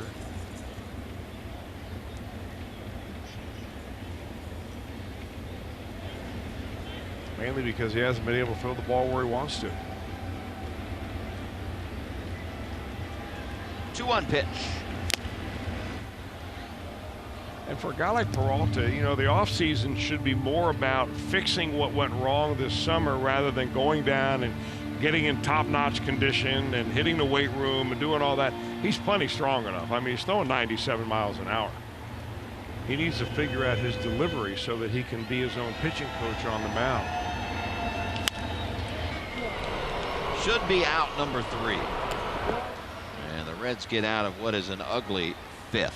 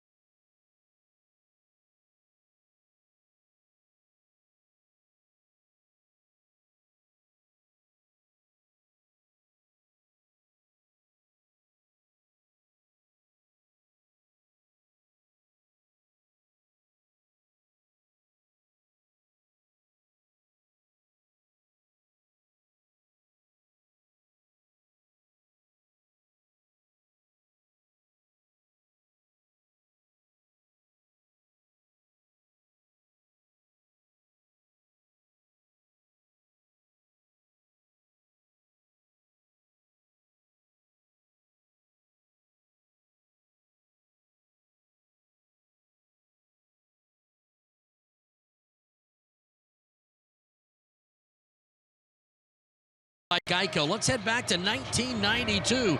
Bip Roberts tied a National League record by recording this hit in 10 straight at-bats when he led off the game with a single. After a walk in the 3rd inning, he would ground out in the 5th inning to end the streak. 10 straight at-bats with a base hit. That is getting it done. Gentlemen, remember Bip Roberts? Ooh, oh, yeah. Good play. Bip.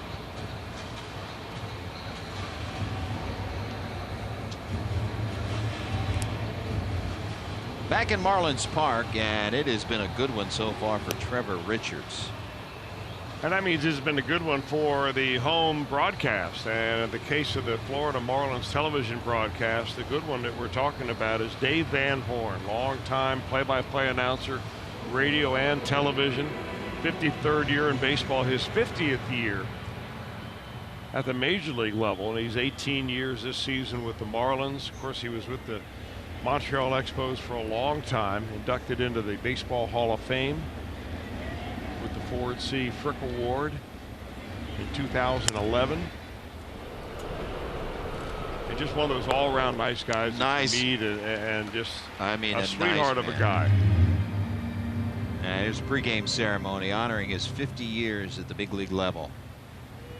And he is in the center there and went out of his way. You know, he's a Hall of Fame announcer. I'm sure he knew me from Adam. Went out of his way to come up and say hello to me and ask me how things are going in the play-by-play booth, etc. And I really appreciated that. You know, Dave Van Horn did one of the most impressive things that I had ever seen a broadcaster do throughout the year of 2000. It was the very last year the Expos were in Montreal. They did not have an English-speaking radio rights holder. So there was no English-speaking radio in Montreal. If you wanted to listen to the Expos, you had to listen to it in French. So the Expos devised a plan back in the early days of streaming on the internet where Dave would do an online broadcast of all the Expos games from the stadium and from the road, but there were no commercials. So he basically, when he came on the air with right after the last word of the national anthem, he stayed on the air the entire game, every game by himself until the final out was made. Wow. And that was some kind of effort right there, and it paid off. He was hired by the Marlins to follow them as they, of course, the Expos went down and played in Puerto Rico one year.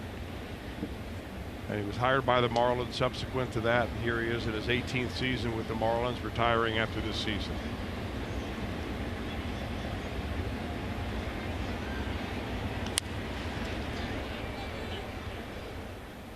Think about the baseball that he's seen. I mean, when you add him and Marty Brennaman together, I mean, we're talking about just shy between them of 100 years of Major League Baseball. You know, consider also that Pete Rose played for the Expos. So yeah, a number of the moments that Marty Brennaman had calling Pete Rose special moments, Dave Van Horn was able to call special Pete Rose moments as well. Yeah. He called Pete Rose's 1500th, his 3,000th, and his 4,000th hit.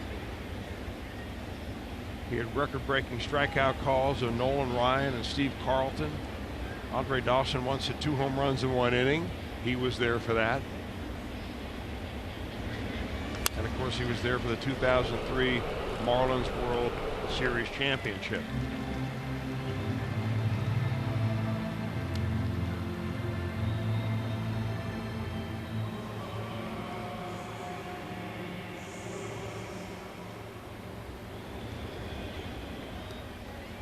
Getting all kinds of attention here today. I think they got a camera in this booth right now capturing. This is the last home game for the Marlins.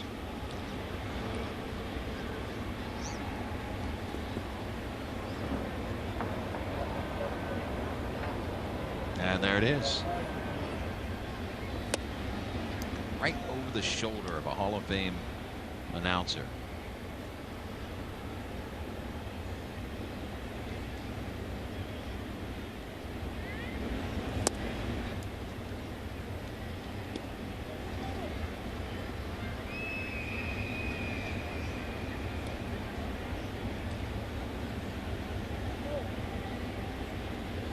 To Suarez.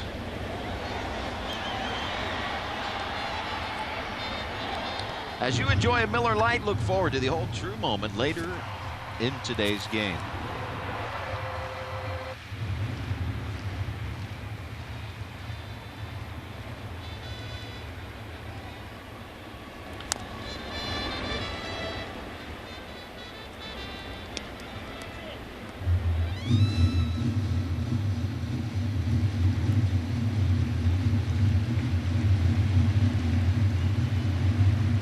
And 2 strikes to Suarez.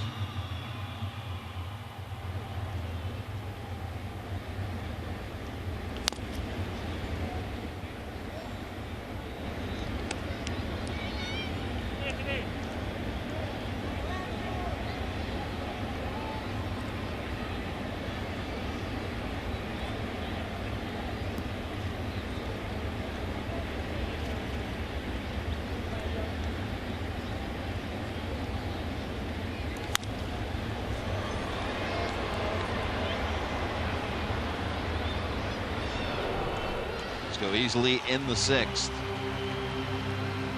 We salute you on this day.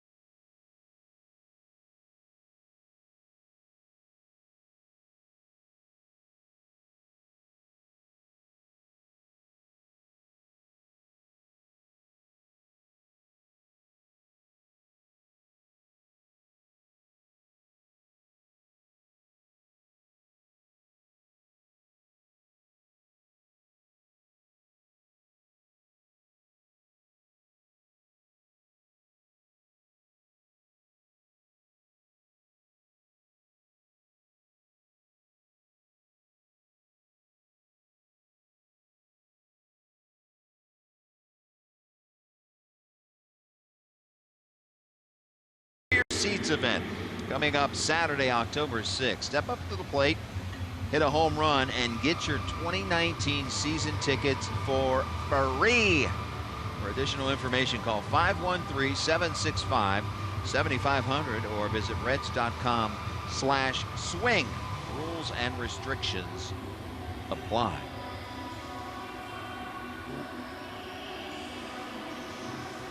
Love that. Swing for season tickets. Wandy Peralta came in 2 outs into the bottom of the 5th and got out of the 5th inning for the Reds, and here he is in the 6th, and Gabby Guerrero will make another sliding catch. Ball that ended up tailing away from him. Able to glove it for out number 1.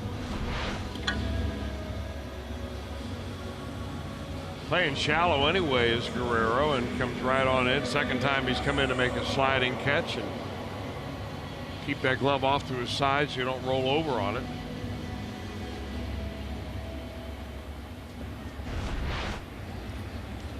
And now Starlin Castro. Marlins have scored 6. All 6 runs have been scored with 2 outs.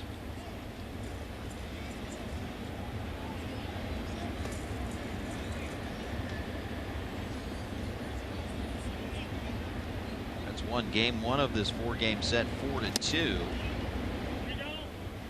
We're shut out 1-0 in 10 innings in game 2 of this 4-game set.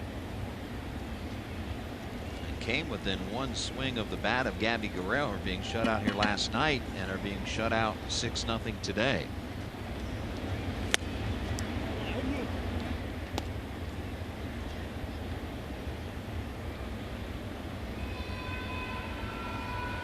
Played 2 in Chicago. The Cubs put a 3 spot on the board in the 1st.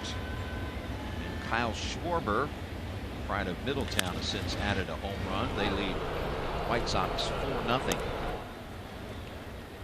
And Milwaukee 7-0 all over the Pirates through 4. St. Louis out to a 1-0 lead over San Francisco. They're in the 3rd. In St. Louis.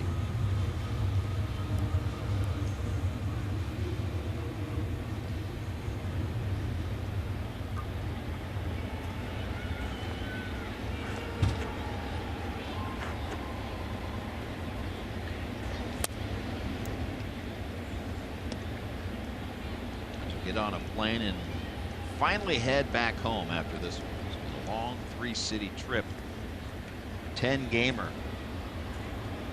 And things have not gone their way. Peter O'Brien, first hit of the afternoon for him. Well, the Reds have not exactly made the Marlins look what they have really become this year. Looking at all the statistics, they're the lowest scoring team in the National League, but they've got their hitting shoes on here this afternoon. They've had big innings, 4 in the third, and they've never really looked back.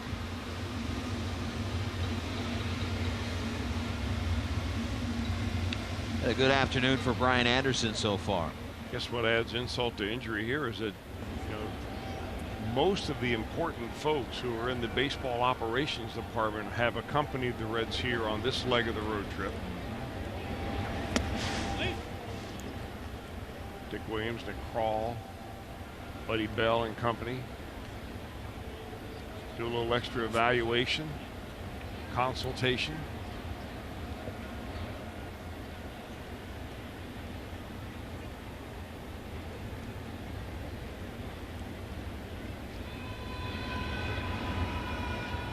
Pitch.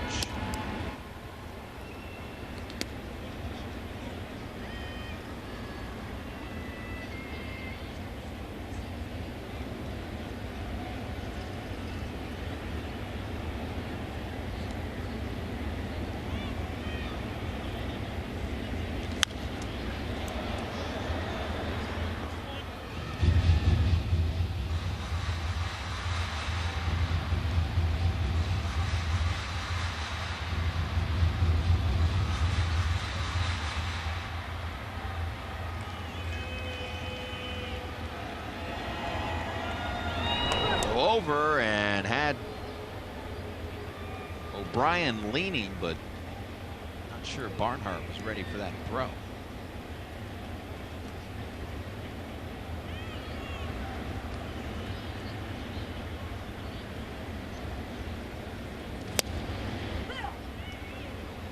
Giddy up on that one at 98, right down the middle.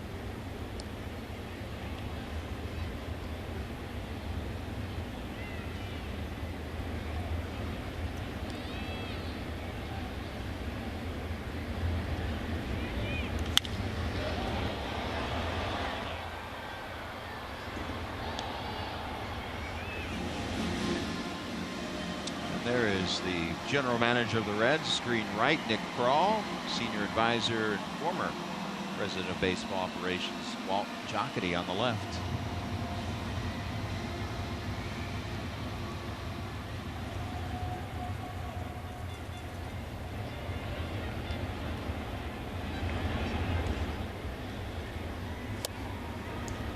Full count.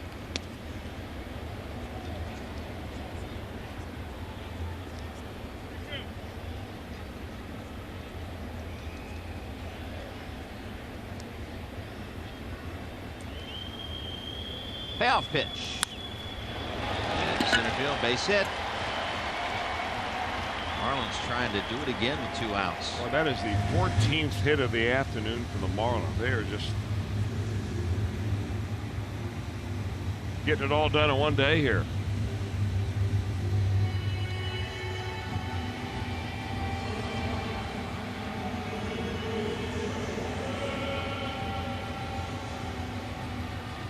And they're doing it with the small ball and the long ball. The long ball being the lone long ball. That was Chad Wallach's 3-run home run in the 3rd inning off Michael Lorenz, and everything else has been a single. Reds just 3 hits. And a big cut by Lewis Brinson.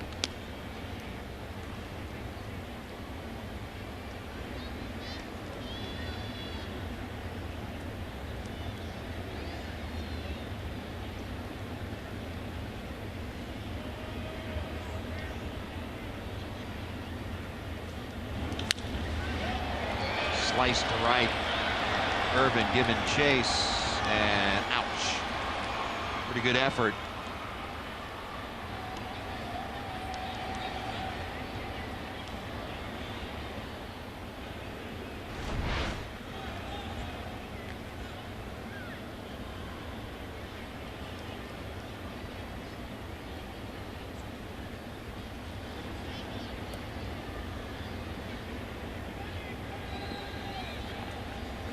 A little stare down with the wall.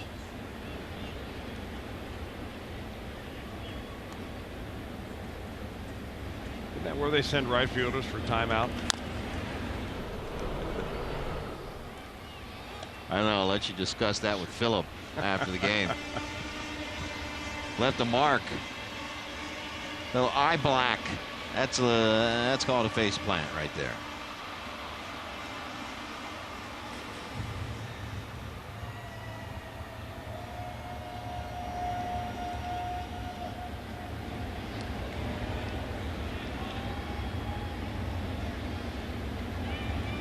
Swing and a miss. Peralta gives up a couple of hits. 2 men left.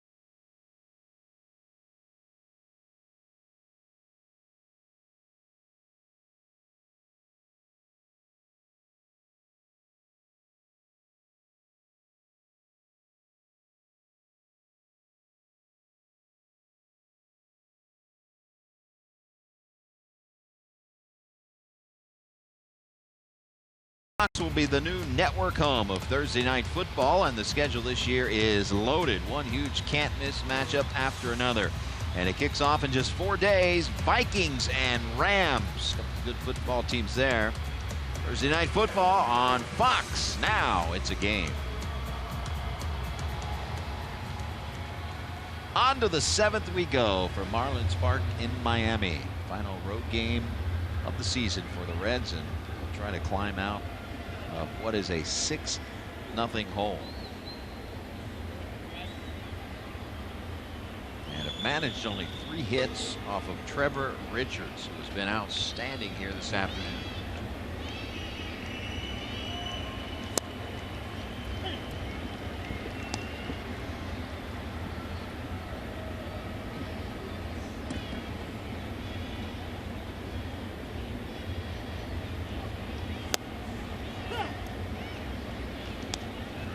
Chris talked about earlier, the long way around to get to the major leagues.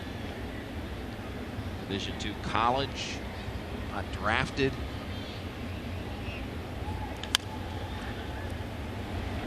I think they made it more easy.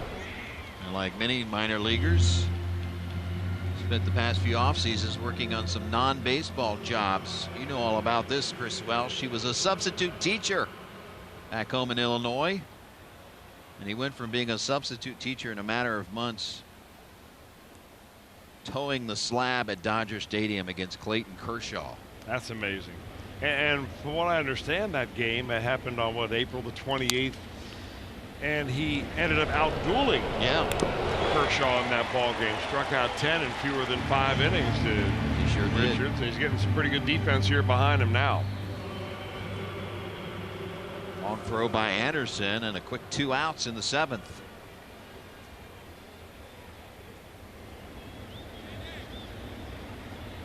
I guess I wouldn't call substitute teaching an odd job, but you had some odd jobs in the offseason, which we've well documented. Yeah. I still have an odd job. sorry to see it come to an end next week when the season is over. It's a little more odd when you got to sit by a goofball like me, so I appreciate you, putting up with me this year. Well, we are lucky, and you know, we say it all the time among ourselves how lucky we are to have the kind of gig we have where we're able to watch Major League Baseball as your profession. Yep. Blessed. Wow. Trevor Richards. Stretch time in Miami.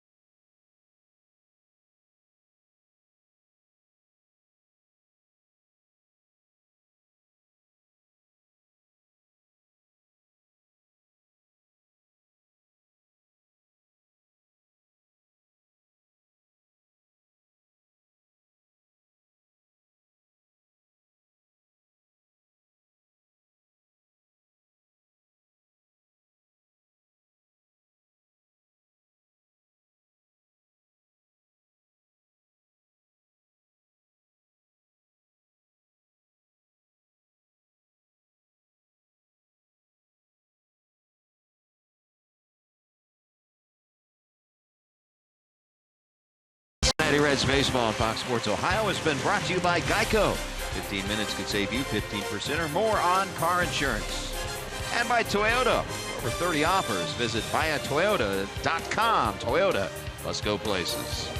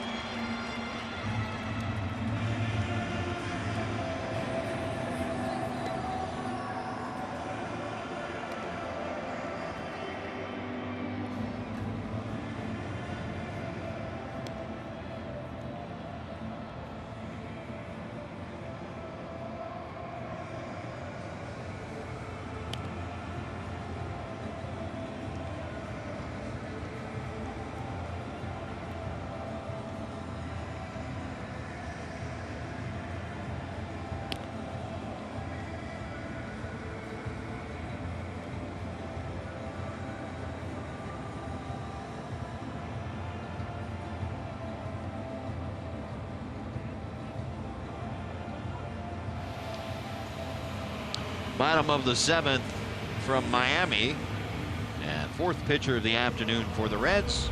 It's right-hander Jesus Reyes. And the Reds will attempt to get Chad Wallach out. Former Red has had himself a day. Single first time up, 3-run home run, his first of his major league career, and singled and scored in the 5th.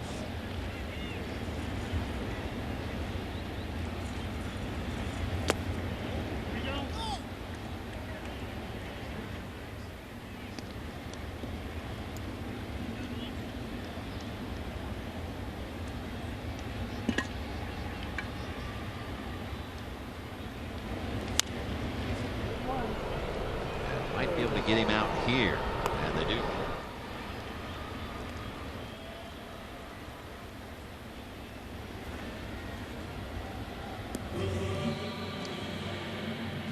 And the Marlins will send up a pinch hitter.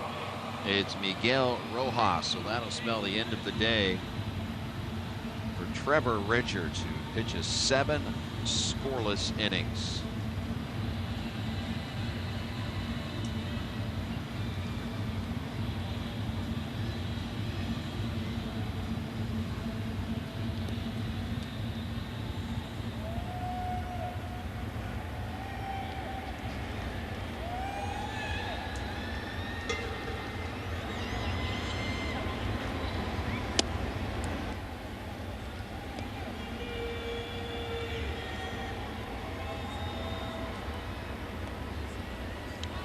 Having a good talk with his pitching coach Juan Nieves. 7 innings, just 3 hits, no runs, a walk, struck out 9.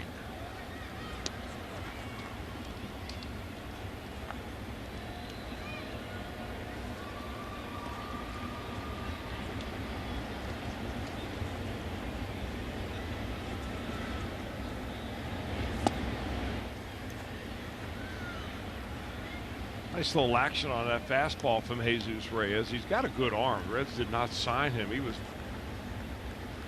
on the old side when he originally signed, 22 years old, when he, about 3 years ago, played a little bit with Arizona in the Arizona Reds Summer League program there. A couple of years ago with Dayton last season in Daytona, and then Pensacola, A-ball and Double-A, and this year in Double-A and Triple-A. Mostly out of the bullpen, at least this season.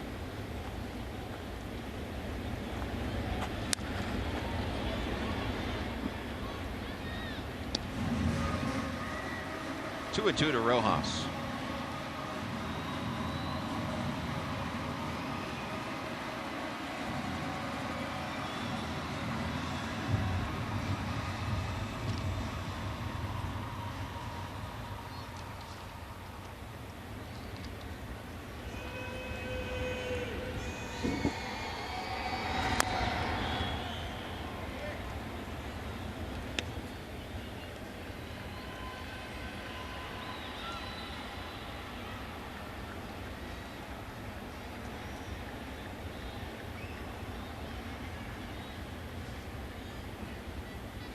A much needed off day tomorrow for the Reds after this long road trip. Although weird scheduling. Not a single off day on this road trip, but the Reds will have 2 off days in the final week of the season. It's just a 2-game series against the Royals starting on Tuesday night, Wednesday night, and then another off day on Thursday. I think sometimes if you go back and look at it, it might be because the league and the MLB is trying to prepare for perhaps a makeup game that you would have to have in the event a game needed to be played, you know, because of a rain out, without having to go on Monday, the day after the season ends. Like the Marlins have a game to make up with the Pittsburgh Pirates, but it's on the schedule, but it's not scheduled to be played, I guess, if that's the way you want to put it. So likely it will not be played, but if the MLB decided it needed to be played, they'd have to go up to Pittsburgh for one more game after they would normally end the season in New York against the Mets. Well, it's not on the Marlins' current travel itinerary, but it's in the back of their minds. No one expects them to play that game. See? Of course, if you're in a pennant race now, or if the Reds were in a situation where they had the division all wrapped up, a couple of off days would really be wonderful. Oh yeah. You could begin to set your rotation, give your guys some rest before you go into the playoffs. So I guess the off days, the value is in the eye of the beholder and the standings. Or in the eyes of the golfer. You know, you only got so many good weather days. Well, who says you need good weather for golf? Me. I'm not a mutter. I thought that rain suit that Fox Sports got Here we go. would be great for the offseason. I thought Tom was not here this weekend. Strike 3 called.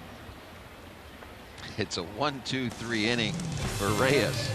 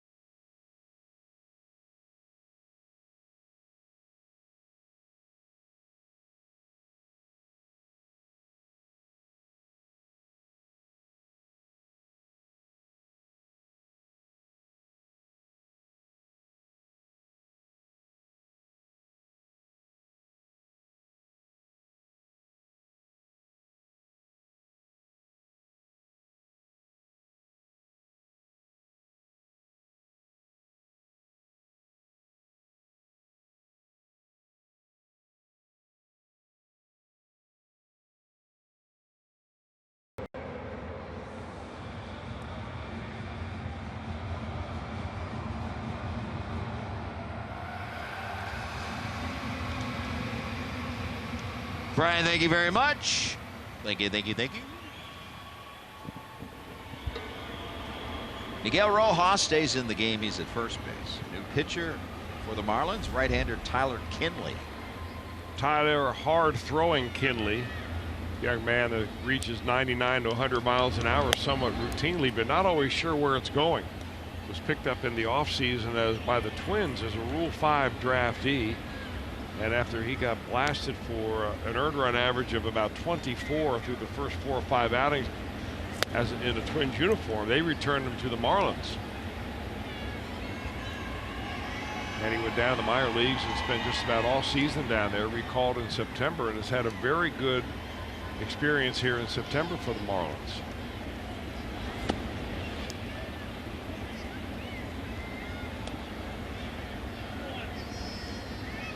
For 2 days so far for Gabby Guerrero in his second career big league start.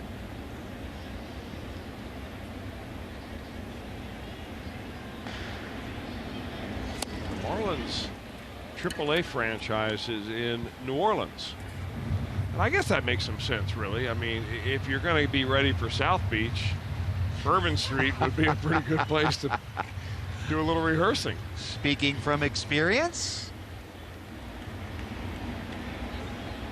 A little French Quarter action. Guerrero sends back Brinson to the track, but just a long out.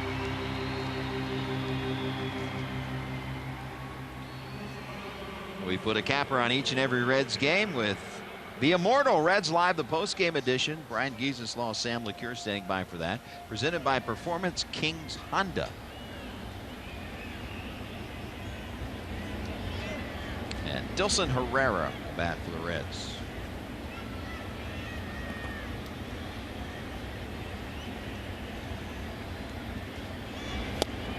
So you not only got to get tuned up to be a big league ball player between the lines, New Orleans will get you ready for South Beach. Yeah, got to be well-rounded. Biggest thing I learned here today. I appreciate that. Didn't think of it like that.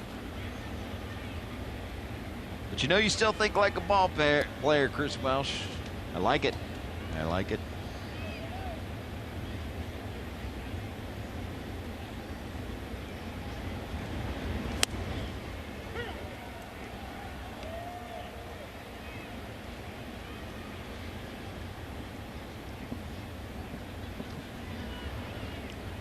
Two balls and a strike to Herrera.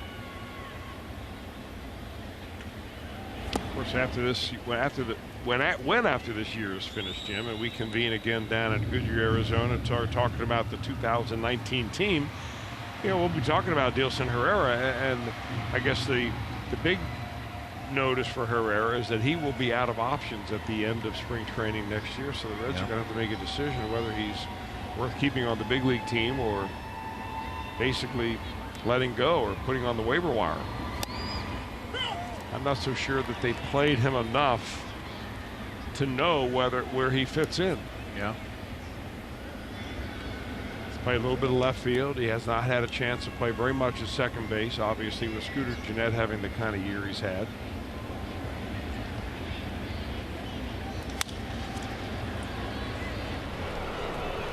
It'll be a very, very interesting offseason. We talked about the brass, the front office brass in Miami. I mean, there's going to be a lot of things on their plate. Number one, the search and decision for a full-time manager. Right now, Jim Riggleman still carrying that interim tag, and he will be amongst those considered for the managerial job, but they have made it known that they're going to do a far and wide search. And that would be the first thing on their plate.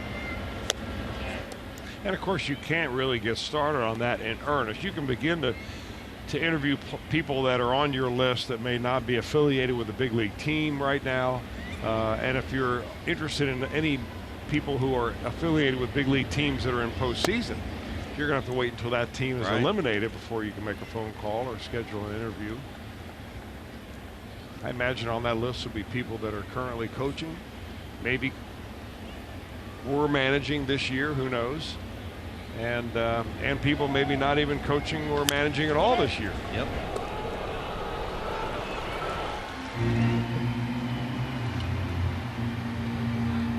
Middle of the eighth, 6-0 Marlins.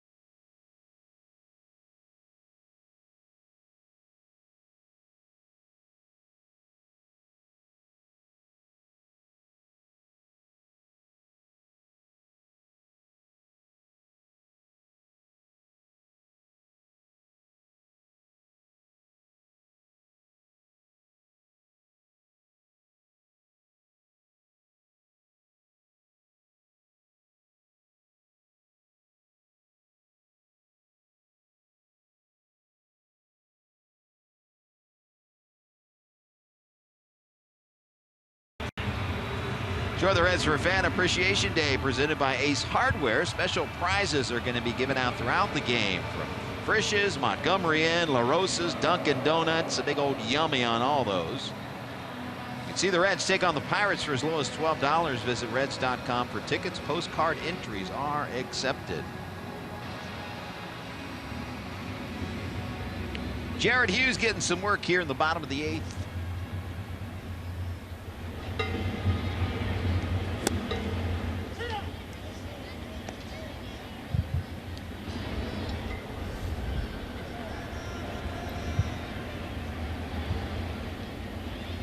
Jared Hughes is signed through next season, and a terrific signing it has been,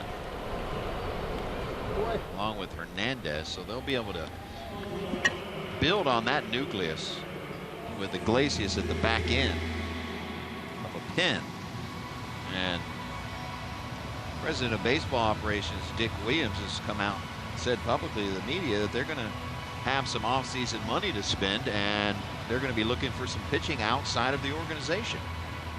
That will be on their plate as well. Well, if they're going to improve their pitching, they're going to have to look outside the organization. Yeah.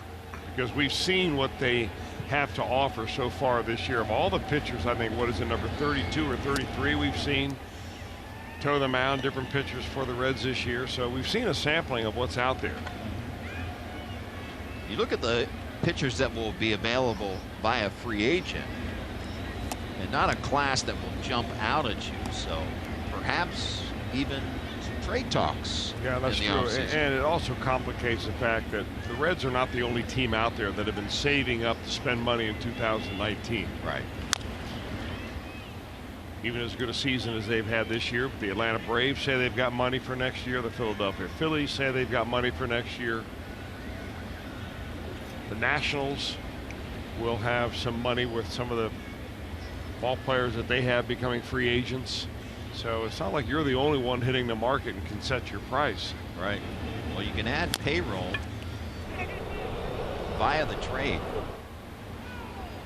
but you're going to have to give up some talent to get, obviously, to get a starting pitcher that's going to fit into your plans, particularly in the 1 through 3 slots. And the way the last 4 seasons have gone, you could deem this, let's be honest, this is a crucial offseason for this organization. Well, there's a guy, of course, who's been in all sorts of conversations about possible signing into a free agent contract or an extension if the Reds could do it before he hits free agent. You see on your left there is Matt Harvey.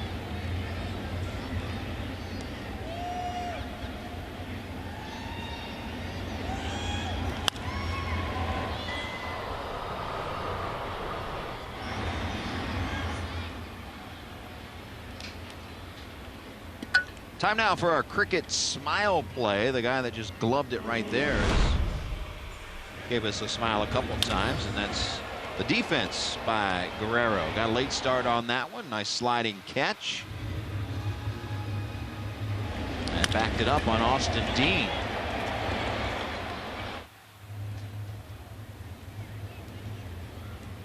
Nicely done.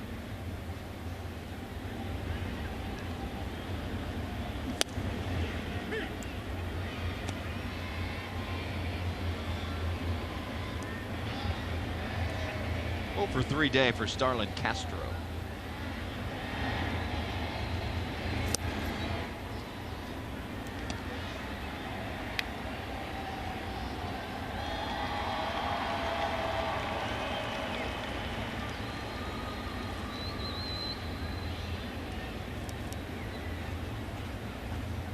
Oh, 2 pitch.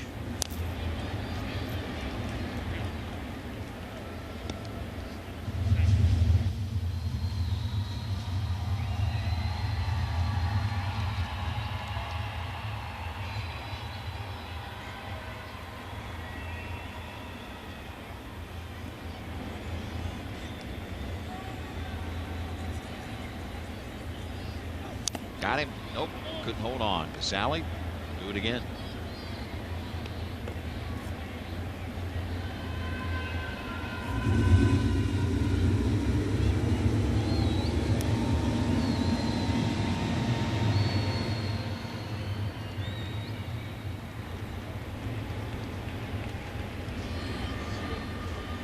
Oh, 2 again.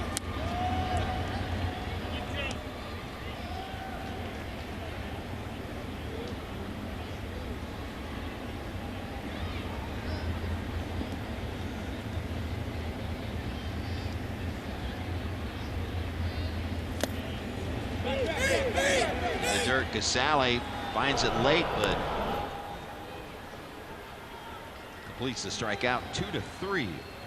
Off to the ninth we go.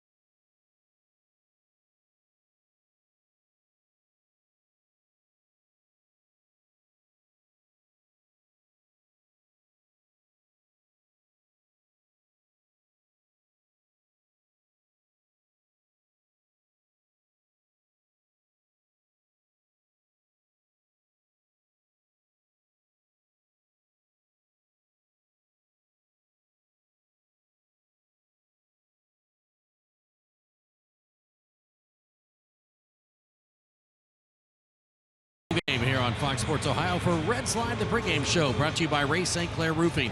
We get you set for that day's game. Of course, tomorrow an off day. So next game at home is Tuesday night at 6:40. And this is the probables for the final week of the season. Matt Harvey will go Tuesday night, Cody Reed on Wednesday, Luis Castillo on Friday. Saturday, Anthony DeSclafani gets the start. And then the final game of the season against the Pirates will be Michael Lorenzen on Sunday. All those games are 6:40 during the week, 4:10 on Saturday, 3:10 on Sunday versus Pittsburgh. And we get started 30 minutes before that. So we'll see you at 6:10 on Tuesday night at GABP for Reds and the Royals, guys. It'll be pie in the face night on Tuesday. Looking forward to that. The Cowboy Jeff Brantley will be taking a pie in the face. Reds Live, straight up 6 o'clock. Now, the last time that happened, as I remember, it was Tom Brenneman on the receiving end of a pie. Correct. Because of a defeat that was taken by Ohio U. Base hit by Peraza. His first of the afternoon. So now 8 hits shy of Barry Larkin's all-time record.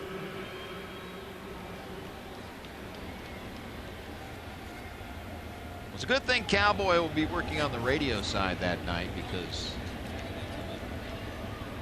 you know, when you mess up that do of the Cowboy and he's got to go on TV, oh yeah, not a happy guy. No, you're right.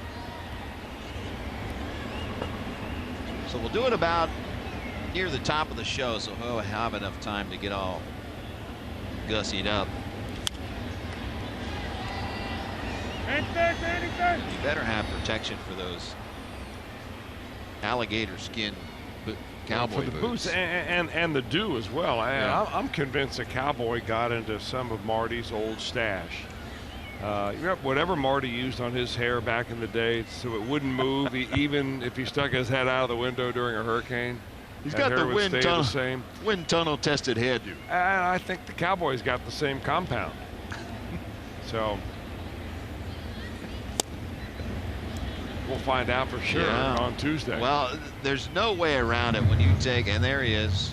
There it is. You know that the headset always interrupts the plan too, because afterwards, after the game, and he's look a little Andy Daltonish on top there, isn't he? It is. He just noticed that he's on TV, by the way. He's probably none too pleased about that as well.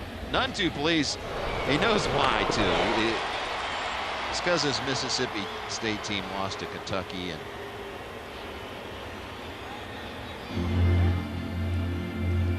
he knows he's a man of his word. He'll go through on the bet.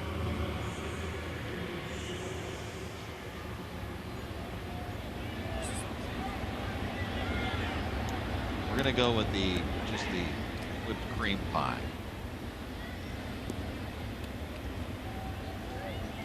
I thought about he had talked about a chocolate, some sort of chocolate pudding pie or something. That would have been all kinds of ugly. Much easier to just go with the symbolic whipped cream pie. Although we could pull a fast one on it and put some shaving cream. Oh, that'll burn a little. We wouldn't do that to you, as far as you know.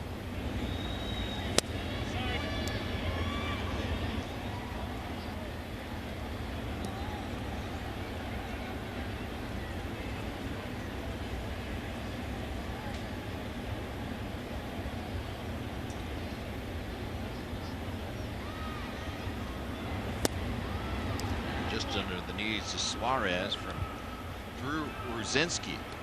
He's come on here in the ninth.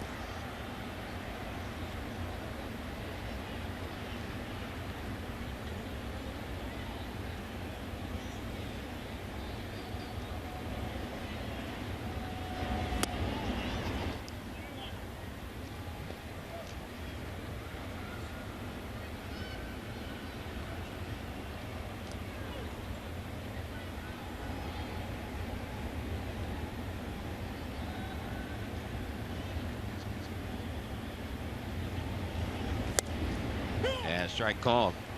Suarez is on his way to first base. Full count.